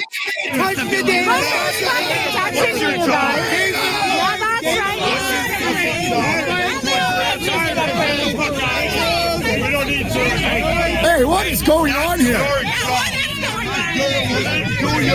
Back up, please. Back up, please. Back up, please. Thank you. They've surrounded one of the smallest women there against the fence at this point. One of the smallest women. Where is she? She you see a red hat right by your cursor. This one. Yeah. Okay. So at this point, she's completely surrounded. This woman has been brutalized by PPS, and she was left in the back of a cruiser for like 45 minutes in the sun. She was arrested basically for yelling at Trudeau. She's a grandmother, a cancer survivor, very nice woman. And at this point, she's surrounded by bylaw and police officers and basically up against the fence. Yeah. And like I say, one of the smallest women there. Like none of this stuff is by accident. And Kelter 2021 over in Rumble says, "Dirty tricks, Deanna." Yeah, I call her Dirty D. She's a real piece of work. That one. I had a pretty good back and forth with her on Twitter there recently. She was posted some Trantifa videos of little. As most might know, like we have a pending court case against her. So that's actually moving forward. I'll be in court on March 22nd. I can't speak too much to it, and I try to not engage with her if I can. I film her nonsense, but like I basically don't engage, and that's what I've been doing for a long time. But it's kind of hard to avoid her. That's an application for a peace bond, right? Yes, exactly. Yeah. Yeah, and didn't Karim Assad file one as well? Yes. So we're going to go forward with just mine, just because Karim had filed one for herself, but because she's representing me and a few other things, it just made more sense to just go mine. Like, so if there is a peace bond issue, that would be to keep the peace in general. So it would kind of have the same effect, right? We just want a change in behavior, basically. Yeah, right. Like what she's doing is unacceptable, and she's been targeting me and others for so long. We just hopefully want to stop that from happening to me continuously and to others going forward, ideally. Yeah, I've only ever had like the Twitter swarm, her minions come after me. Yeah, but I mean, they're so dumb. It's like child's play, they're just so dumb. Island Jason is here saying, "Good evening, giving us a //E. Jason, thanks for being with us, brother, but you're late. Drop and give me 20. Yeah. Push-ups are good for you.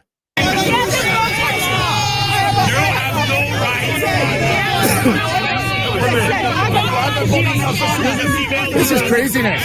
This was all about a bylaw ticket, folks. Two females right beside. This was all about a bylaw ticket, folks. That's worth it, I guess, eh?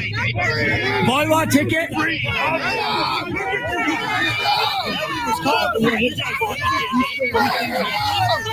That is the he nailed it. Everything was calm until you came in here and did it, right? Like they come in, they cause it, and it's by design. And I'm just laughing at this loon bag here, Dirty D. Oh yeah.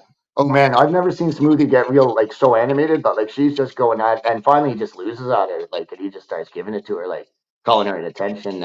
Rhymes with don't want to say it. W word. Be careful what I say on here, but like, and then she turns around and basically tries to put it out like he was calling her a prostitute or whatever. It wasn't the case. She's calling her attention, one of those. She twists everything, man. She screams in the guy's face like a lunatic. She's just in there trying to instigate everywhere she goes. Yeah. I mean, that is, I think, her whole purpose in all this is she's just an agitator. So yeah, and I'm pretty sure, I think she's addicted to it, man. She's in there for the rush or for the clout and the whatever, man. But she needs it.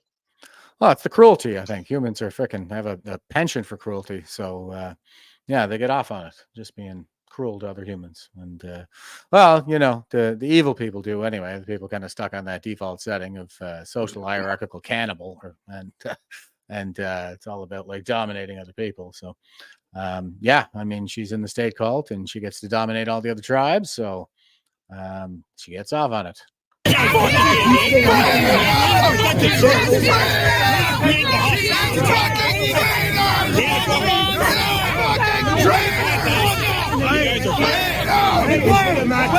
This was really worth it, I guess, for a few bylaw tickets, right?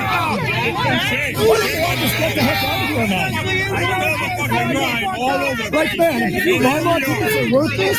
No, they're not, man. You're putting the whole public in danger over a couple of bylaw tickets. All of you are putting everyone here in danger over some goddamn bylaw tickets. Yeah, man. Way to put you guys Sure, man. You guys have discretion, man. You don't walk into a group of Palestinians like this. I can see the Or Palestinians or anyone else. Yeah, Khalistanis or the or Israelis, or like pick your group. Like I mean, there's been huge, massive Palestinian protests, so that's kind of like first of mind for me. But they've got drums and genocidal chants, but not freedom signs and dancing and hugs. Yeah, no kidding. And Vote Harder Sheeple is saying she's getting the public funding through her nonprofit BS business. Yeah, that seems to be the strong rumor, at least. I don't know if we'll ever get I mean, evidence to confirm. It all depends what you mean by funding, right? She does run a management company that manages a bunch of government subsidized properties. So, I mean, you guys could kind of put that together, like. Yeah. So she's one of the favorites. Yeah, and there's also no issue with her behavior, right? Like these are the people that if you something you said 10 years ago, they drag out and end you for it. Meanwhile, she's been abusing people, hitting people with megaphones, harassing them, stalking them, defaming them, libeling. Like, just never ends with her, right? But no consequences whatsoever. Yeah, standard. Some people have it, they're happy and dancing around. Tell us we're not in a police state. Oh, definitely, Dacey, we are in a police state. You guys are fucking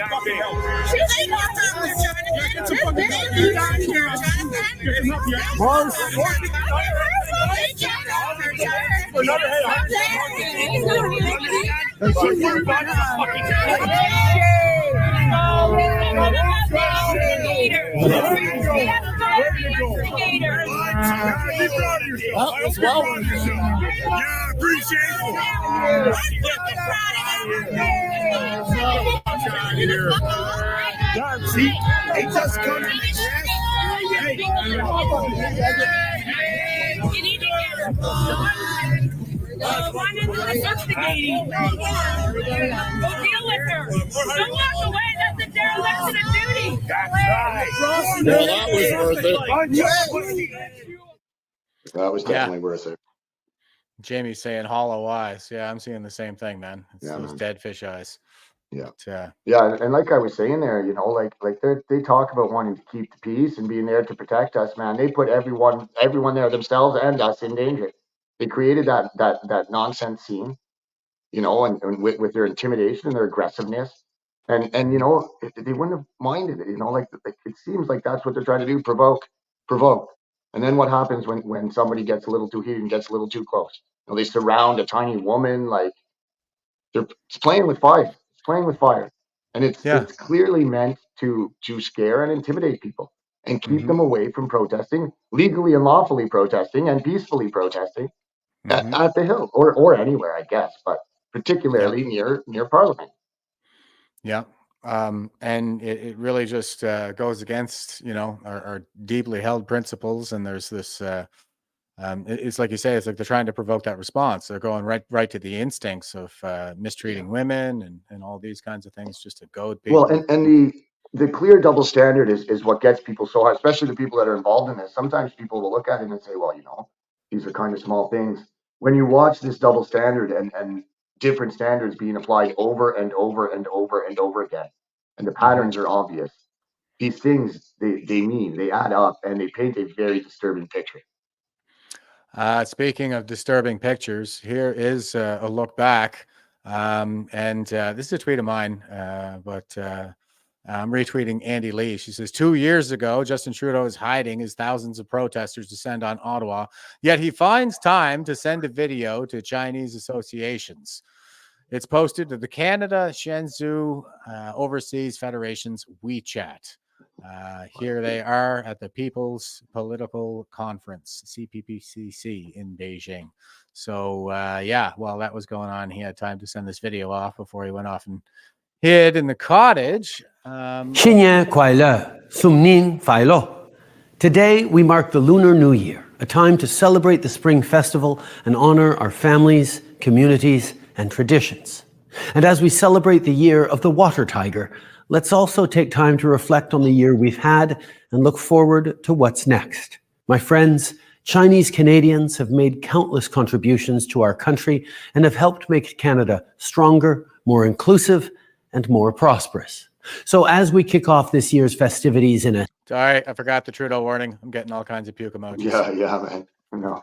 Safe and responsible way, let's also give thanks and celebrate the many contributions Chinese Canadians have made and continue to make to our country.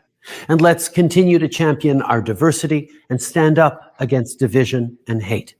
Happy New Year, everyone. Wishing you health and peace. Oh, my goodness. Yeah, I mean, this is kind of what I'm always saying, guys. It's the man behind the curtain. The gaslighting, man. It's just like, it's Maoist. Man. He's our Mao, and his masters are in Beijing. Like, that's what's really happening. Yeah, and I mean, they don't hide it. Like, it's so in our face, man. Yep. Yeah. Well, I mean, remember what was that? There was that communique from the Chinese ambassador, and that was in response to, I think, the whole Michael Chong affair. And they ended up dispelling a diplomat, and the Chinese consulate issued something, a statement to the effect of China will continue to play along. And, there was all this really inappropriate language for a diplomatic communique about, Canada needs to cease this shameless activity immediately. Oh, yeah, of course. Yeah. All that stuff. It's so in your face. And so here is that conference and everything. Pretty clearly just another influence op. Elite capture is part of the strategy here. And here's where we are right now. Now I'm retweeting Maxime Bernier. And he says, why did the Libs and NDP suddenly have this urge to reform our electoral system?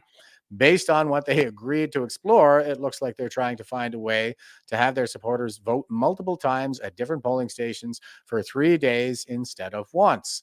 And here he's got a screen cap of the proposed legislation here. It says, specifically, the Liberals and New Democrats agreed to explore, well, maybe it's not a perfect screen cap, but it says allowing an quote unquote expanded 3-day voting period during general elections, allowing voters to cast their ballots at any polling place within their riding, and improving the mail-in ballot process with both accessibility and maintaining integrity in mind. It's all red flags, like the whole thing. We're going to give you 3 days. We're going to let you go to any place. And we're also going to use the mailing ballots that we know have been an issue in many places where you can harvest ballots. Yeah, well, it worked for them in the 2020 American election. So yeah, it worked big time, man. Yeah. So I guess they go right for it. They go for everything though. They're not just going to try we'll try this one very sneaky way. No.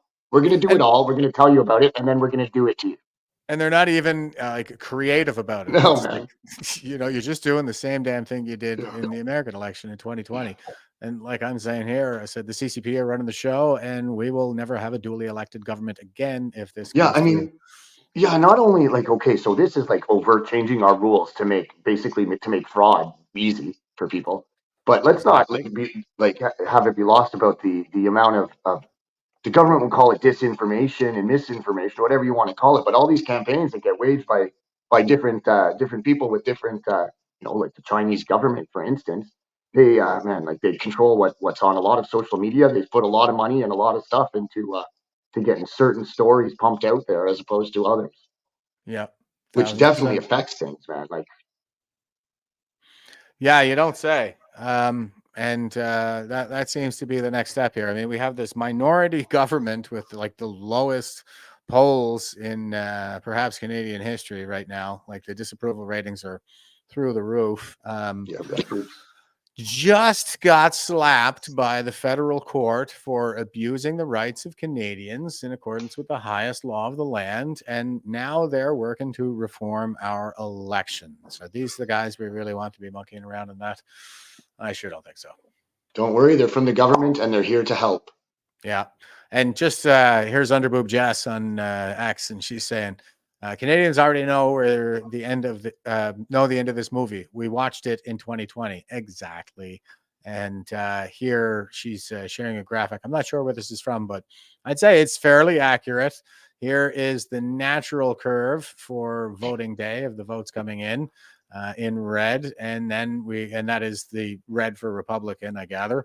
And here is the blue curve that is tracking well below that red curve. And all of a sudden, tick, big sharp uptick there, probably, in the early morning hours when all of those mail-in ballots were opened. Imagine that. Yeah, nothing to see here, folks.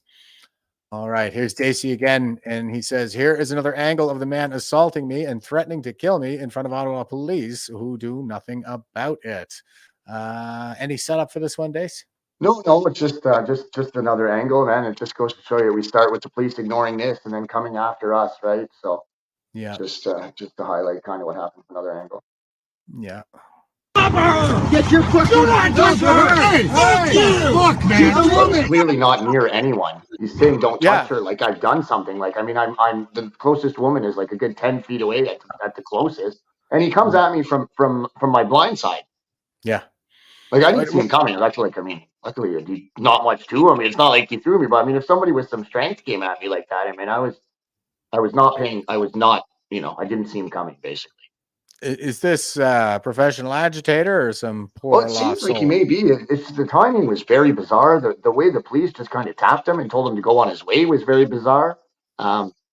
People have said like that's clearly a homeless, drunken high man. I didn't smell booze on him. He didn't appear to be high to me. Again, I spent a bit of time around him. He was clearly agitated and a little, call him unhinged, but he didn't seem to be drunk or high at the time. Somebody to keep an eye on in the future, that's for sure. Yeah. Get your fucking hands off her! What's your fucking problem? God damn it! What are you trying to do? Nut bars, man. Yo, what are you trying to do? I don't want to be on film. Comes at this guy as well. This is a public place. Dude, do not fucking touch me! Do not! Then go home! Hey, man, you just grabbed me. It was hard to not punch that guy. It's hard to what? It was really, I switched my phone and my hand, put my arm up because I was about to swing. Like, it was so hard not to, like, he came at me, like with his arm up, man, cop. Like, it's so hard to not do anything in that situation. Way harder than people realize. The hard thing to do is to not deck the guy. Yeah. And Jamie's saying maybe mental health issues. And Talis is letting us know that VNA knows the bike guy, knows where to find him. I wonder what his deal is. So. Yeah, I got his name, so I can put it in a report and we'll find out. I'm gonna forward it to Ottawa Police and see what they do. Gonna start there. Okay. Yeah, that's what you do, man. That's all I can do. Like, there's nobody's talking about vigilantism or anything craziness like that. Yeah. But I mean, there is going to be a point where people are attacking us. Police now refuse to do anything when my life is being threatened in front of them. I mean, people have to be able to protect themselves. Yeah. If the police won't, then people will start protecting themselves. Yeah, we don't want to we don't want things to slide that far. That's for damn sure. sure. Definitely not. Nobody wants that, right? But yeah. Yeah, and here we go. You got the fuck off! Dude, you just grabbed me! You just grabbed me! Get away from me! I didn't touch anyone! You just grabbed me again, I'll fucking kill you! Right in front of fish Yeah, yeah. eyes. This is the cop that says he didn't hear or see anything and threatened to knock my phone out of it. So, like, I mean, the guy's not only not doing his job, he's a liar, and he threatened me. Yeah. He said he just walked up there and just started talking to you. Complete lie. Complete lie. Yeah, absolutely. Come on, come on, arrest him. Left red. He's grabbing people. Left red. He's driving his bike on the sidewalk. Go ahead. Go ahead. Waves him off. Good Lord. Yeah. Oh, typical. Yeah, man. All right. What's going on here? We got things go a little hairy here, but we're good and we're dancing. Yeah, so this is just kind of show what we're really doing. So this is in between one of the interactions with the bylaw. It's earlier on in the day, but bylaw had already come in and messed with us a few times. It's after that craziness with the bike guy. But I mean, just to give a bit of an idea of how dangerous and terrible everyone is here. All right, here we go. Oh. Woo!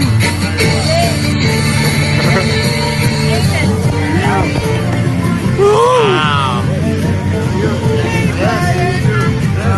How are you? Woo! Kenny Boucher!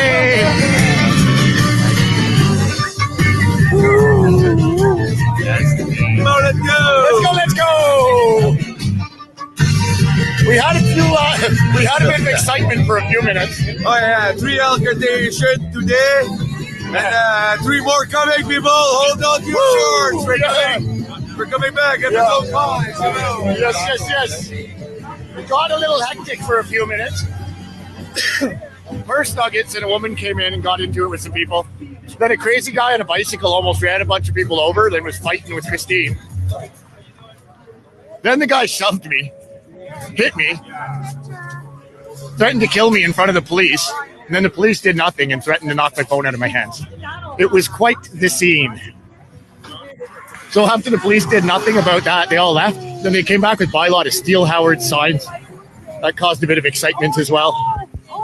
Howard still has most of his signs, fortunately. Woo! Because we're going to have a march soon. Okay, yeah. I would like everyone here to grab 1 or 2 signs. Yeah, we'll all get signs. Okay, hold on. Yeah, we'll get Johnny has the megaphone. Okay, sounds like we're going to have a march. They stole some Howard signs, so we're all going to take signs and hold them. If you put your sign down for even the briefest amount of time, you are subject to bylaw coming in here with a bunch of police. We're going to hold them as a sign. Get it? Good times, good times. I guess we're going to march. All the police and whatnot scared a few people out of here, but we're still a robust bunch. We're going to have a little march. Woo! Okay, I'm going to get ready for this march. I will be back. Things are all right here on Parliament Hill. Nice. And City was just saying, have they tried to kidnap the sheep yet? No, not yet. Not yet. But I mean, the sheep was stationary there. We got to tell the sheep you got to keep moving. It's like sharks, eh? They stop swimming, they die or whatever. They're going to be keep moving at all times. If you stop for even the briefest of time, you're subject to a fine and possibly a beating. Unreal. Light beating. All right. And here's Dacey. He says, bylaw tried to, is this the same one? Bylaw tried to shut us down and we're setting up, but they have withdrawn for now. Freedom. Happy anniversary. Sweet. And this is from the 29th. So, man, oh man, you got a lot of good footage out of this one, eh? Yeah. I posted, this was from Facebook, so I took it from live and posted it later, but it's hard to keep up with everything, man, and still do the stuff. It's a lot. Yeah. Oh, I know it. It's impossible to stay on top of everything. It's incredible. Part of the strategy, I think, is to overwhelm us. So yeah. Live on Wellington Street. Oh yeah, Wellington and Metcalf just getting set up. We have some company. 2 bylaw officers parked in front of a hydrant. Cahill came in to try to shut us down. He gave us a 5-minute warning a number of minutes ago. He has not come back yet, but he called in a lot of police friends. Phew. What do we got here? Quite the response. Hydrant. Hydrant. The guys are still parked in front of the hydrant. Both of you. How many people we got here? Woo! Freedom. Make sure you leave an emergency lane open, guys. Hey? All of you? There's like 4 lanes and 3 of them are occupied by emergency vehicles there, by police there. Forget to leave that lane open. Good Lord. We've got some company. We've got some company. And for what? Yeah. Yeah, for nothing. But it's been 5 minutes, man. Oh, it's been 5 minutes, Cahill. I guess we got another 5 minutes before they send in the horses. Woo! Oh. You say that tongue in cheek, but it's always a possibility, man. Yeah. He gave us a very stern 5-minute warning. Very, very stern. It's all right. We're just getting set up here.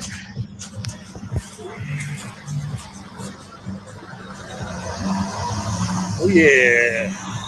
And I mean, these are the reasons they don't like our signs, right? That the signs are a problem. John's sign, Smoothie's sign from earlier, talking about that win with the Emergencies Act being unjustified. There was a whole list there, and then that sign about from the National Citizens Inquiry. There's things on these messaging on these signs that they really cannot stand. They can't stand it, and that's what's really going on. It's not that there is or isn't a sign; it's what's on that sign. That's the issue, and it triggers these folks, and it triggers these responses, and they try to stop it. 1,000%. That is, that's it exactly. And Drake was just saying, police won't arrest the sheep because they don't pick on their own kind. Oh yeah, that's pretty much it, man. They're in a cult. They're the dominant tribe, so they have all those state guns on their side, and the rest of us are heretics. Here we go. Hey, good. Willie. No, your flash is on. Okay. It must be default. That's weird. Hashtag find Freedom Fox. How you doing, man? Woo! Woke. Not going anywhere. That strange symbol on your woke means that you're a different kind of woke, I guess. True woke before it was hijacked. Oh, okay, like so many other things. That's right. All right, man. Woo! That's interesting. He's talking about Q there, huh? The true woke before it got hijacked. Yeah. He's an interesting case. So that's Drake Eastwood / Find Freedom Fox / another guy. Yeah. He's I think he's an author too. He's an interesting character. Like I think I remember him from the original Convoy. Interesting. I think I remember him from the original Convoy. Was he not there? Yeah. I've known him for quite a while. He pops up at all kinds of events. Right on. All right. Dacey, I'm gonna close the city. Yes, sir, Brad. City's just hollering my name. He's still here. Ready for the Party! Woo! Celebration time! There's Fader saying, "Oh, I recognize that song, Vive la Francophonie." Yeah, that is definitely some Franco tech right there. I can tell. Yeah. That's Danny Boucher is from New Brunswick, but he's got all kinds of different music he brings in. Lots of good stuff, actually. Quite an interesting mix sometimes of different music that we end up listening to. Yeah, for sure. It's interesting too. So this is early on in the day. Like they come in and they came in and they already scared off a few of the people that were there. We ended up like by the end with a larger crowd. Like obviously you could see towards the end was much bigger. But they often come in and target us. It's particularly the bylaw with the threats and everything, and the antagonizing. They try to come in and cause these scenes early while we're setting up and throw us all off or scare us away. Yeah, crazy. Awesome, you're here. Awesome, you're here. Okay. That's right. We're just getting warmed up. Waiting on our friends. They are coming. Oh, good. Yeah, with Peaceman. Peaceman is also around here somewhere. Yeah, right on, brother. Oh, yeah. Oh, no. We're going to have an issue with the King's Gate here. Oh, yeah, of course. Oh, yeah. How you doing? Not bad, you? Good. You know it's the meeting today? What's that? The meeting today? Yeah, I don't know. That's how many. It'll be a couple of persons. Yeah, I don't think so. Justice Delaying Order and the Emergency Act Inquiry? Thank you, Ryan. Did the rules change yet? Sorry. Unconstitutional. Just for 5 minutes. Yeah. 5 minutes and we're back on fucking Hear ye, schedule. hear ye. You may not affix a single thing to the King's Gate. I don't know what the penalty is, but don't you dare do it. This here is the King's Gate. The King has spoken. Don't touch his gate.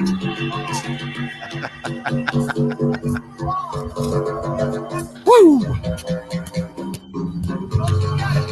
Oh, I see Smoothie. Smoothie's rocking a good sign here. Meet our newest member of the Wellington Street Regulars. This is Welly. Yeah, it doesn't matter. Welly. Mr. O? Looks like you guys are handling things pretty well. Good job. Yeah, we are handling it. It's the best new sign on the block, John. Thanks. I thought it was important to carry it around. Yes, it is. He's so excited about nice the sign, sign. man. I can't blame him. Yeah. Yeah, I don't know. This is kind of. I don't know if we need to keep going, but it kind of gives you an idea. Yeah, right on. That's a man. great little clip. And Stacey was just saying, Chris and Jeff, you are 1,000% more a man than these POS cops are. You're giving single women all over the world the knowledge that their soulmate is a freedom fighter. Love you, gentlemen, and thank you for standing for all of us. Oh, well. Pshaw. Are you blushing? It's good. Like it's important, I think, too. Like when I put, especially on X, if anyone only follows me on X that doesn't see what I put out so much on Facebook, they'll see that intense in exchange and a certain side of me. Whereas, I mean, like 90% of my day was like we deal with that crap for a few minutes because we have to, and they give us no other choice. But this is what we're really trying to do. That's my demeanor. That's how I approach people. The same with the police when they come. Like normally, I'm joking around. I'm happy. I'm trying to. Even when shit's hard, I put a smile on my face and I try to make good of it, and that's who I really am, right? But then you see these other sides, you may not see both, right? But I mean, like I said earlier, man, there is such a thing as righteous indignation. I mean, I think that both those qualities are basic requirements for just being a good person. Yeah, and I mean, it takes a certain thing before they'll come out. I don't. The PPS officer that came out there was no issue, right? It's not like I was getting into it or whatever, man. I mean, I got what I had to say, man. The King's Gate, but and sometimes you can hang stuff there, sometimes you can open it, sometimes you can't. Like it's just, man, we try to play by these ridiculous rules, but they're ever changing, and we never know what the heck's going to happen. It's hard to do any of it.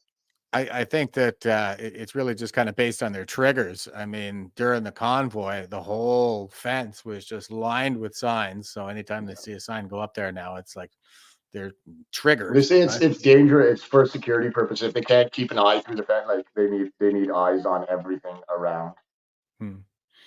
Yeah, at least that's the reasoning given, right? All right, maybe. And here is Mocha Bazirgan, just an update, folks. It says a large convoy in support of the 4 protesters who've been held in remand for over 700 days is now heading down to Coots, Alberta. Quote, I think I'll just go ahead and play this. It's about a 2-minute clip here, guys. And Mocha's been on fire as well. So yeah, Mocha. Mocha, man, I got a chance to meet him a while back, and he's been incredibly helpful. He's helped me behind the scenes and given me all kinds of great advice. Does incredible work. So much thanks to Mocha. We all hung out together when I was up in Toronto for the 1 million March. Yes, exactly. Yeah, nice. Yeah. I had Mocha on for an interview here. It was really good. I should do a catch up sometime soon because he's been killing it out there, man. It's man. It's great to see. Here we go. We were just at the Tucker Carlson event in Calgary a couple days ago, and seeing him talk about the 4 prisoners was really good. And I think that's bringing a lot of people out, raising a lot of awareness. So kind of expected to be bigger than last year's. So, and it was big last year. I think there was 400 vehicles at the convoy. So this one looks like it's going to be even bigger. But last year, did you expect them to be held in remand for this long? Unfortunately, I kind of did. I mean, I don't have a whole lot of faith in our government or our judicial system. I think we need really big changes. So I'm not shocked that they're punishing these guys. They stood up against, the mandates and everything else, and they needed an example, so I think these guys are getting punished for everybody that protested. You know, on the other hand, we have companies like Essentially-Lavalin who commit corruption, and you know, they get slapped on the wrist. The government don't make an example out of them. What do you make of that? I think we got a two-tiered justice system in this country. You know, our elites don't seem to ever pay for any of their crimes. I mean, we just saw the Emergency Act get, talked about in court, that it was illegal, it was criminal, how they enacted it. And I doubt we'll see any kind of consequences for that for anybody. Yet the average person, had their bank accounts frozen, had their property seized, got beat up, got pepper sprayed, just for using their rights. So, yeah, I think we got two very different systems depending on what kind of person you are. So, yeah, that's why we're here protesting today. My last question, have you seen any media so far? No, you're the first. So, yeah, it's good to bump into you. It's good to see somebody covering this, some independent media. I don't know where everybody else is. I guess they don't pay them to cover these kind of things. Hey guys, I'm out here covering the convoy's 2nd anniversary. Please consider donating at mediavisitor.com/donate so that my mission of bringing you the coverage that you deserve can be fulfilled. Thank you. Hardcore and high production value. That's yeah, man. Hair straight back. Got the DSLR there. The bag going, man. That's good. Yeah. And yeah, he can edit like nobody, man. He's good. He's good at getting the filming. He's good with the questions, and man, can he do the production work too? He's got it all. It's good. I just went out and grabbed this because it just kind of came in while I was prepping for the show. But yeah, 5:30. Jason Levine's reporting that Major Coots update. James Sowery's sentence is 10 months imprisonment. Yeah, unreal. Yeah, brutal for a pylon. No, that's absolutely brutal. And I've met James and spent a bit of time with him. I know he's got a family and kids. And I was reading a post from Mocha earlier, and you're saying that James was in, kind of left the courtroom in tears, and people were in the courtroom just like gasps of despair, and people were walking out of the courtrooms crying. And yeah, that's a father that's not going home to his kids tonight. Yeah, that's oh my God, it yeah, really is terrible. It's kind of a complicated case to go over everything, but it's absolutely crazy that he was railroaded like that. Yeah, absolutely. And for a pylon, incredible. Yeah, for exactly. Like I think I've seen the hashtag pylon gate going around, but yeah, a pylon. And here is a pretty succinct kind of summarization of what got us here. This is Vesper on Twitter, and they're tweeting out, if this is not the perfect microcosm of how Justin Trudeau and the Liberal Party spread misinformation and disinformation, I don't know what is. So it's about 1:36, guys. Check it out.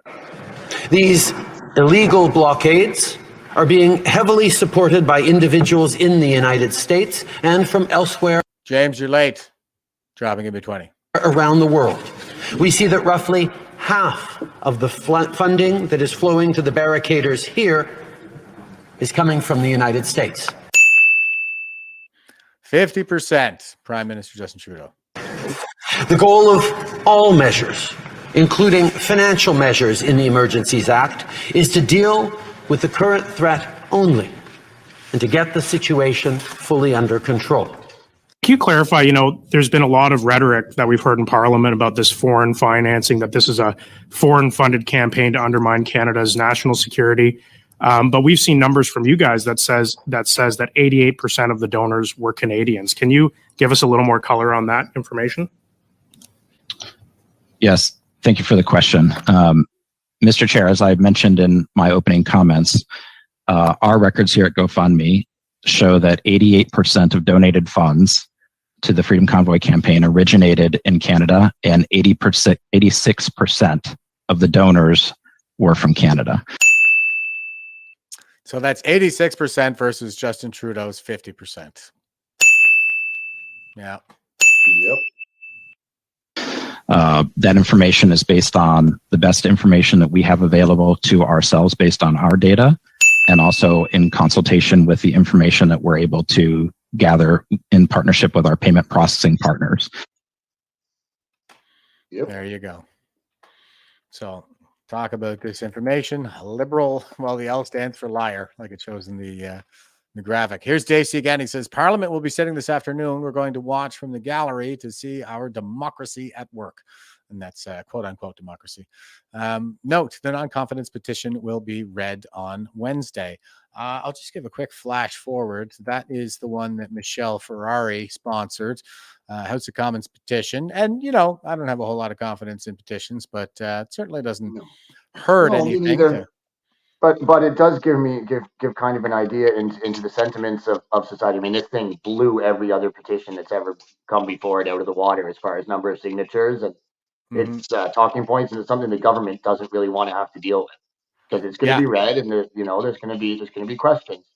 And here are those signatures. It says 387,487 signatures on the petition so far. Check it out, everybody. Ontario is definitely on board. 155,155 coming out of Ontario, our most populous province. That is an excellent sign. No surprise to see Alberta just over 9,000 there. Well, we got Manitoba here. Geez, what do we have here? 14,334. So, Alberta, 91,000. My bad, Alberta. Sorry about that. 9,000 sounded a bit low, but maybe they were all working.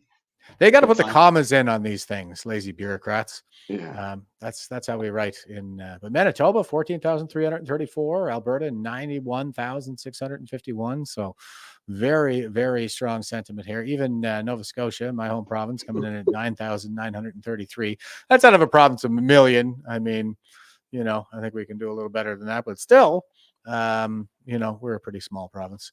Quebec, 21,245. Like even Quebec is weighing in on this, guys, in a big way. So, but I mean, this was one of the, I get sent petitions all the time, and I'm probably kind of more of your thought that they don't have a lot of teeth most of the time, and you know, but this is one I signed. So I'm one of those signatures. I waited pretty long into the process, and I was like, man, I guess I hadn't signed one in ages. I was like, okay, I'm doing this one. So I mean, it was enough that it got me into it too. So yeah, and you know, it only takes a minute. It doesn't exactly. cost anything. I you know, like I said, I don't have a lot of confidence in it, but it doesn't cost me anything. It doesn't harm anything. Like, let's do this. Let's it just takes a second, and it's too easy. So and Veterans for Freedom Atlantic is saying it was worth it just to send a message. Yeah, I tend to agree. And we got to keep this pressure up. We got to keep sending these messages, and this is just one more lever we can pull on here. All right, here's Dacey waiting outside. Hey, Dacey here. I am live on Wellington Street in front of the House of Commons, West Block of Parliament, where today the government is back. They will be sitting today, I believe starting at 11. Question period starts about 2 o'clock. So I'm going to, already spoke to the people down at the Welcome Center. Shouldn't be a problem to get in and watch from the gallery. So I'm going to try to do that probably around 2 o'clock, be in there well before question period. Try to get my eyes on how this democracy really works. Watch some of the fireworks in the House of Commons. Loud truck. A lot going on. Lots of stuff in the news. We have the recent court ruling. I believe the reading of that petition will be coming up soon. The one that garnered so many signatures.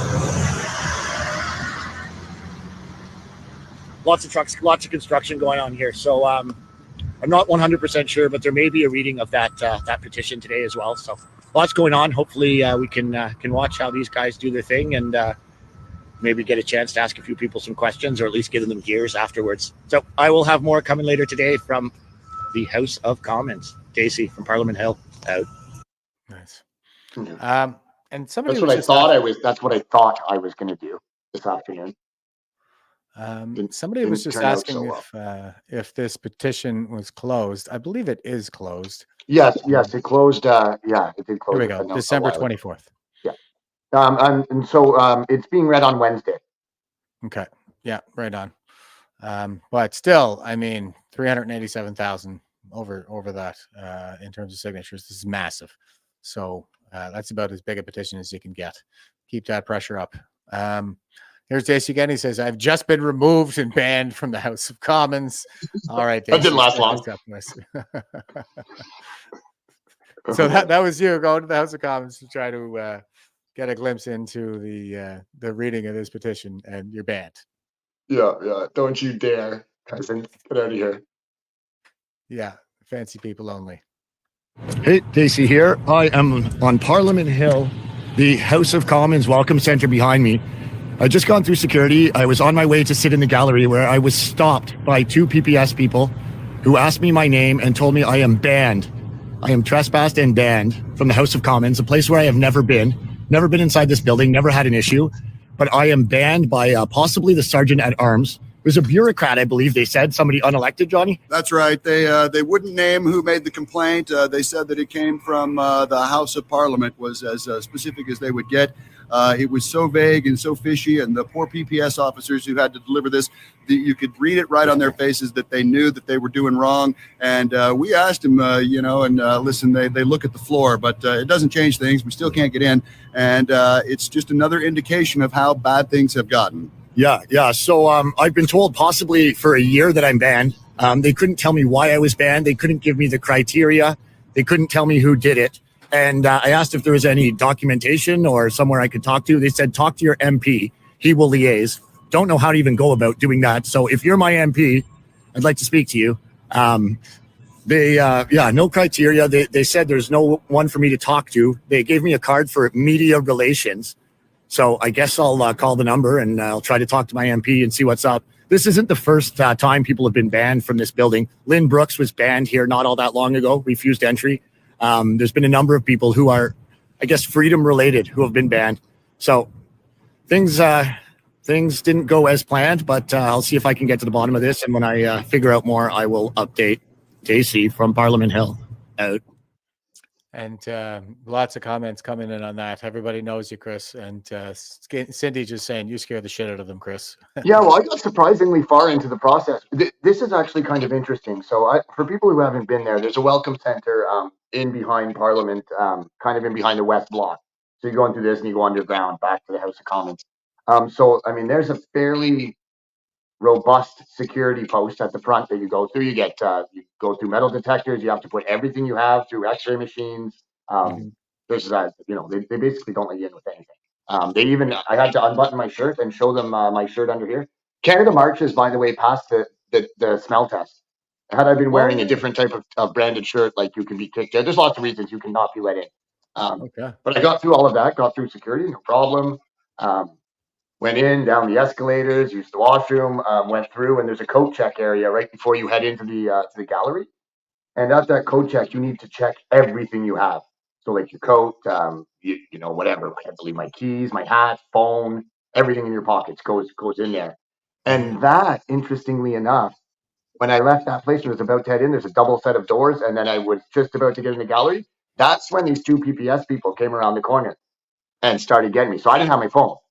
Yeah. Like the minute I didn't have my phone at half, like the second almost. So it could have been coincidence, but it seems strange. And they came up to me and said, excuse me, sir, what's your name? And right away, I knew I was off. I didn't say to give my, I said Chris. And they said, that's what, okay, you're out of here. You're banned and you're trespassed. Yeah. Crazy, man. We got some good tips coming in here. Diane is saying, next time wear a burqa. That's not a bad idea. Or a mask even. And Tony's saying, show them a Tampax and you're in. Yeah, pretty much. But Messiah over in Rumble is saying, sounds like Dacey Media got quite the voice. Being banned is definitely a notch on the belt. Yeah, by the Sergeant at Arms at that. Well done, sir. Yeah. Well, I know when he said Sergeant at Arms, okay. Well, I must have been doing something. Yeah. But I mean, guess there's no real criteria, right? Like, and we've had the Prime Minister basically, like, oh, I don't do this vetting, whoever, whatever. We let in a Nazi. But Dacey, get the hell out of here. Yeah. Like, come on. Good way, good compare and contrast. You really got your priorities straight there, Sergeant at Arms. Yeah, exactly. And I'm no threat. They know I'm not in that sense. I am. My voice is, but I'm no threat in the real sense of the word threat, and they know it. And when Dacey initially sent me this clip, folks, my comment was, we got to get you a press pass. Like, let's get Dacey to apply for a press pass. Yeah, I'll have to ask Jason Levine how he went about that. I'm pretty sure he got one, right? Yeah. Yeah, Jason's got one now, so we can all kind of lean on Jason, and maybe he can put together a little standing operating procedure for us. So I'm going to attempt to do what they said. I'm going to contact. I'm going to talk to my my PLT contacts with PPS. I'm also going to use that email or whatever that they told me. I'll send a message there, and my lawyer actually is going to send a letter over to Mona, just to try to Mona Fortier for Vanier is my MP if anyone's interested. Mona Fortier, Liberal MP for Vanier. So a letter's going to be sent, or some follow up is going to be done there to see if there's anything that can be done or whatever. But I don't expect much from any of that. No. But the fact that this is kind of arbitrary. There's no criteria. I mean, there's no reason given. I don't have a history there. I've never been trespassed in the Hill. I don't have a history of violence or criminality or anything like that. So. Mm-hmm. And I was just going to say, like, yeah, Mona Fortier too. She's a Liberal, so I wouldn't want to. Yes, exactly, man. And like in the heart of Vanier, like Liberal stronghold here. Oh yeah. They say like, oh, you're supposed to, and so a lot of people in my Twitter thread or my X thread were kind of saying like, well, look at the rules. If you look up the rules, it says like you can consult your MP. So yes, you can be invited by an MP. That's a different process. Anyone in the public is allowed to go, and it's first come, first serve. So those are two separate things. Like anybody that's a Canadian, you don't even have to be Canadian citizen. I don't believe the public are allowed to attend. Yeah. Period. Yeah, there's a public gallery there. Yeah. And there are, security checks you have to go through, which I went through, no problem. And there's rules, obviously, and decorum to follow. And if you don't follow said rules, you can be removed. But I mean, that's kind of where it ends. They don't pick and choose based on political beliefs and how thorny you are in their side. Yeah. They shouldn't be able to, anyways. They clearly do that, though. Well, I nominate you for a press pass. And speaking of some honest press, here is Tucker Carlson, and he's kind of weighing in on the situation here in Canada. And I think everybody kind of gets what we're talking about. Diane saying, that's the problem. You're not a criminal like JT isn't Justin Trudeau. He gets in every day. Yeah. So here is Tucker. So what you have in a country like Canada, where you have an authoritarian government that's taken away civil liberties, a dying middle class, and no media, is you have almost nobody pushing back against the lies. There is maybe one news organization left in Canada that asks very simple questions of the people who run the country. Why are you doing this? Can you answer the question? That's Rebel News. Watch one of their reporters try to ask Chrystia Freeland, who's the finance minister of Canada, spent many years in Washington, D.C., known to many people who lived in D.C. as a kind of low IQ functionary. She now has power, and she does not want to answer any questions from the one independent media organization remaining in Canada. Watch what happens when a reporter tries to get her to answer the question. Ms. Freeland, how come the IRGC is not a terrorist group? Why is your government supporting Islamo-nationalism? This one, the aide here, really gives it away. You and I did the breakdown the first time we watched this. Yeah, man.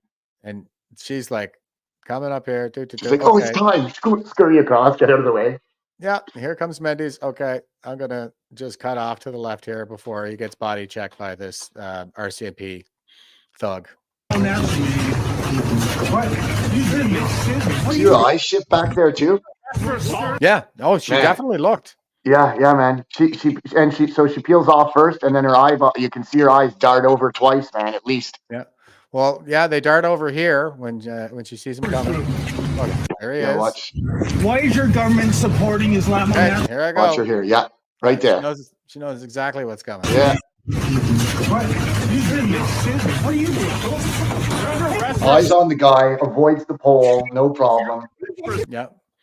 Not quite as smooth as the Wicked Witch of the West, Chrystia Freeland there. Looks like she kind of broke early, but yeah, she knew it was coming. Who are you? You're under arrest. I don't even know. Police, you're under arrest. How am I under arrest? You bumped into me. You pushed into me. I was just scrubbing. I got my credentials here, and you just bumped into me. Can I have the microphone? Can I have the microphone? Can I have the microphone? Can you give? I'm not resisting. Take your hand out. Why am I under arrest? I'm just doing my job. This is your Canada now, folks. You know, this is the Gestapo taking blackface's orders. So Canada has descended to an extremely dark place, and there are a lot of threads to the story. We're going to Canada very soon to see it for ourselves. Yep, there you have it. So even with a press pass, that's what you get. Yeah, man. Yeah, exactly. And then I'm just a guy who don't even have a press pass. Yeah. They'll just ban me at whim or whatever, you know. But and like I was saying before, the people that think that this is okay or that I deserve this somehow or that because you know, for whatever reason that this is okay, man, like that, it's very worrisome that such a large number of people think it's completely okay to take away the rights of people you don't agree with. Mm-hmm. I mean, I'd be the first one to stick up for those other people that fight me and attack me constantly. Like their rights are just as valid as mine. They have the right to say whatever they need, as long as they're not being violent or you know hurting or infringing on others' rights. Then that's what that's what rights are, right? And we used to be the kind of people who would say, I may not agree with what you have to say, but I will fight to the death to defend your right to say it. And that's kind of what I think we got to get back to as well. Well, it's a fundamental difference between our side, right? Like I am for equal rights, like actual, right, for everyone, them included, and you know, and they're for the silencing and abuse and imprisonment and just straight up tyrannizing of anyone they don't agree with. Yep. They want their destruction. In fact, it goes deeper than that. It's not okay to just give them to silence them or not. They want to destroy people like me. Yep. They want to destroy the West. And it's straight out of the Frankfurt School, you know, all the writings, all these different shit-headed Marxists is always, you know, we don't even know how to build anything. All we know how to do is tear things down. Yeah, and destroy. Yep. And that's the software these guys are running these days. And but the dam is slowly starting to break. And here's Eva Chipwick, and she says, Lametti is running, Stephen is crying. Oh, that was Stephen Guilbeault. I didn't get that clip. Yeah, because Tucker Carlson. Tucker Carlson coming and talking to Canadian citizens is some sort of political violence now against this guy. This is actual violence that they're trying to imply. Well, Lametti said if you donated, $500 and you weren't even in Ottawa, then you're importing that MAGA republicanism to Canada, and we will go after you. And it's one of these dickheads here that's accusing everybody, these words of being violent. Like he actually ended up on the roof of a politician at one point, didn't he? Like he stalked the place. It was on their house. Was he? I knew about the man. Tower Yeah, incident. he was charged. Yeah, man.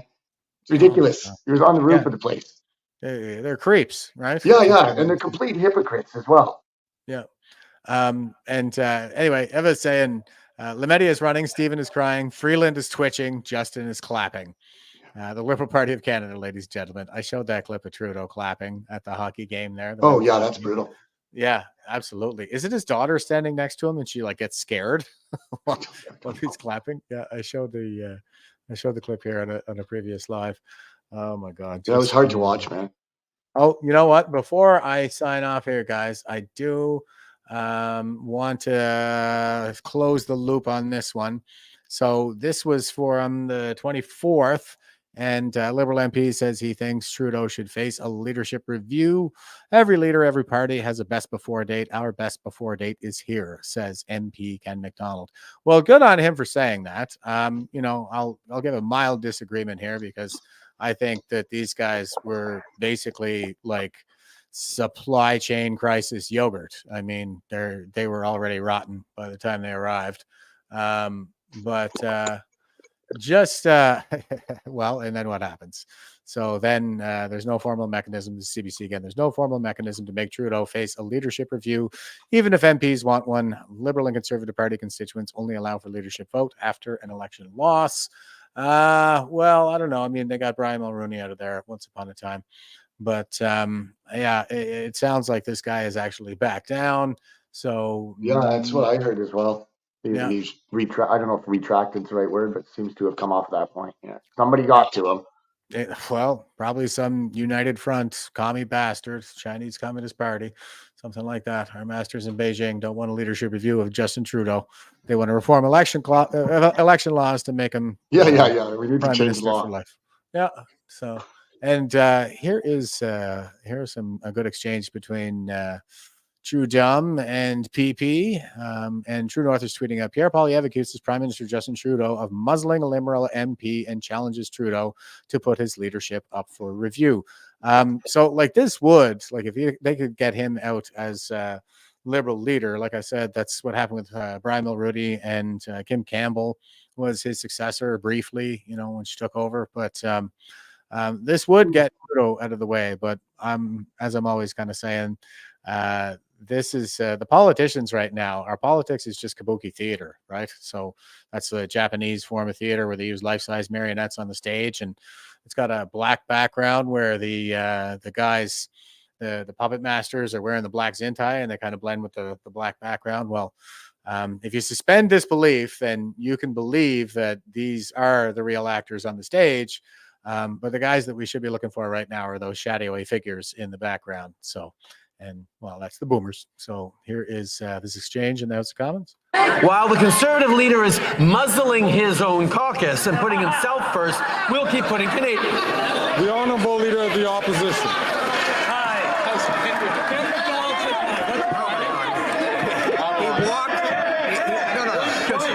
This one is just too easy. He walked into it. He had to muzzle a member from Newfoundland who called for an end to his leadership, joining another senator who did the same, because they understand that their constituents are literally starving and unable to heat their homes because the Prime Minister is quadrupling the carbon tax, doubling housing costs, and giving the worst inflation in 40 years. Why won't he listen to, instead of intimidating, his member for Newfoundland and put his leadership up to a review for... The Right Honourable Prime Minister. Speaker, over the course of the fall, we've announced projects on housing that are going to create 500,000 new homes across this country over the year. We're working hand in hand with community leaders, with mayors. We're making sure that we're moving forward on the priorities that are facing Canadians. In terms of standing up for his caucus, the leader across the way will not even mention the fact that the person sitting 3 seats to his left dined with a far-right conservative German politician and wants to abolish the United Nations. Is abolishing the United Nations now the official position of the Conservative Party of Canada? Could be. Yeah, I agree. I also had dinner with that evil German woman. That's last time I saw Eddie Cornell as well. Oh man, we're all so evil. Yeah, lucky you. I missed out on that one. That's too bad. Craziness. Yeah, but all kinds going on out there, folks. Well, that brings us all the way up to the Veterans for Freedom website, guys. So you can subscribe to our newsletter here. You join Veterans for Freedom if you're a veteran here. Support Veterans for Freedom here. Give us a donation to help pay for my StreamYard account and the website and stuff like that. Keep the lights on around here at V4F. And you can also click support, and we'll collect donations every month. And anybody who donates gets a chance to vote on where those donations go. Candidates right now are Helen Gruss, who needs no introduction, currently being persecuted by the disciplinary hearing there in OPS after trying to protect babies during the early pandemic. The nerve of her. And here is the early vaccine rollout. And here is Kimberly Newdorf, and she's a homeschooler of 3 who was recently convicted $37,000 plus costs for organizing 2 peaceful demonstrations. So, and Lisa Robinson, she's the Heartless Pickering City Council member who is on top of defaming. They've defamed Councillor Robinson's character, have engaged in bullying her into submission and silence for speaking up for her constituents by sanctioning 90 days wages, which equals 1/4 of her salary. And she's a single mother and a sole provider for her child, is now faced with not being able to pay for housing and food at the table. Like, this is a city councilor, for crying out loud. These people are just beyond with the persecution. And also you have a chance to send 10% of donation to Operation Feed, which is in St. John. And it says it's a local-based nonprofit organization fighting to win the war on hunger while providing support for our local veterans and emergency workers. So all kinds of great causes there, guys. We're super proud of that one around here at Veterans for Freedom. And here is Aristotle, guys. So it brings us all the way back around. And he says, tyrants preserve themselves by sowing fear and mistrust among the citizens by means of spies, by distracting them with foreign wars, by eliminating men of spirit who might lead a revolution, by humbling the people and making them incapable of decisive action. So This goes all the way back to Athens and beyond. It's all part of the cycle of history, and our ancestors really had this figured out. I mean, most of the questions that people have these days, some wise man answered it, over 1,000 years ago. So we got to get back to our roots and get back to being the people of philosophy, stoicism, cynicism. That's how we end up winning this thing. That beats sophistry any day. Philosophy beats sophistry any day. So, all right, Chris, I'm going to hand it over to you, brother, for the final word before we say good night. As I starting to yawn there, it's not that you're boring, Jeff. I'll just say thank you, and we'll do this again soon, I'm sure. Yeah, 1,000%. And you just let me know, bro. I'm always up for a muckraker. It's whenever you got some content you want to line up, just fire it off, and we'll get her going. And Cindy says, thanks, Jeff. Hearts, fantastic show tonight. Chris, never change. And she's given the victory and the flex. And Brian says he's given us the hearts, and you all stay strong. Canadian flags, and we are lions. Evelyn says, if you need a doctor, he may show. Oh, never mind. I think that's for somebody else. And Janet says, thank you, Jeff and Chris. Great information as always. And Veterans for Freedom Atlantic says, great conversation tonight, y'all. Thanks for joining us, guys. Really do appreciate it. And all you guys over on Rumble, thanks for staying with us as well. And till next time, guys, stay frosty and stay safe out there. Won't you help to sing these songs of freedom? It's all I ever have. Redemption songs.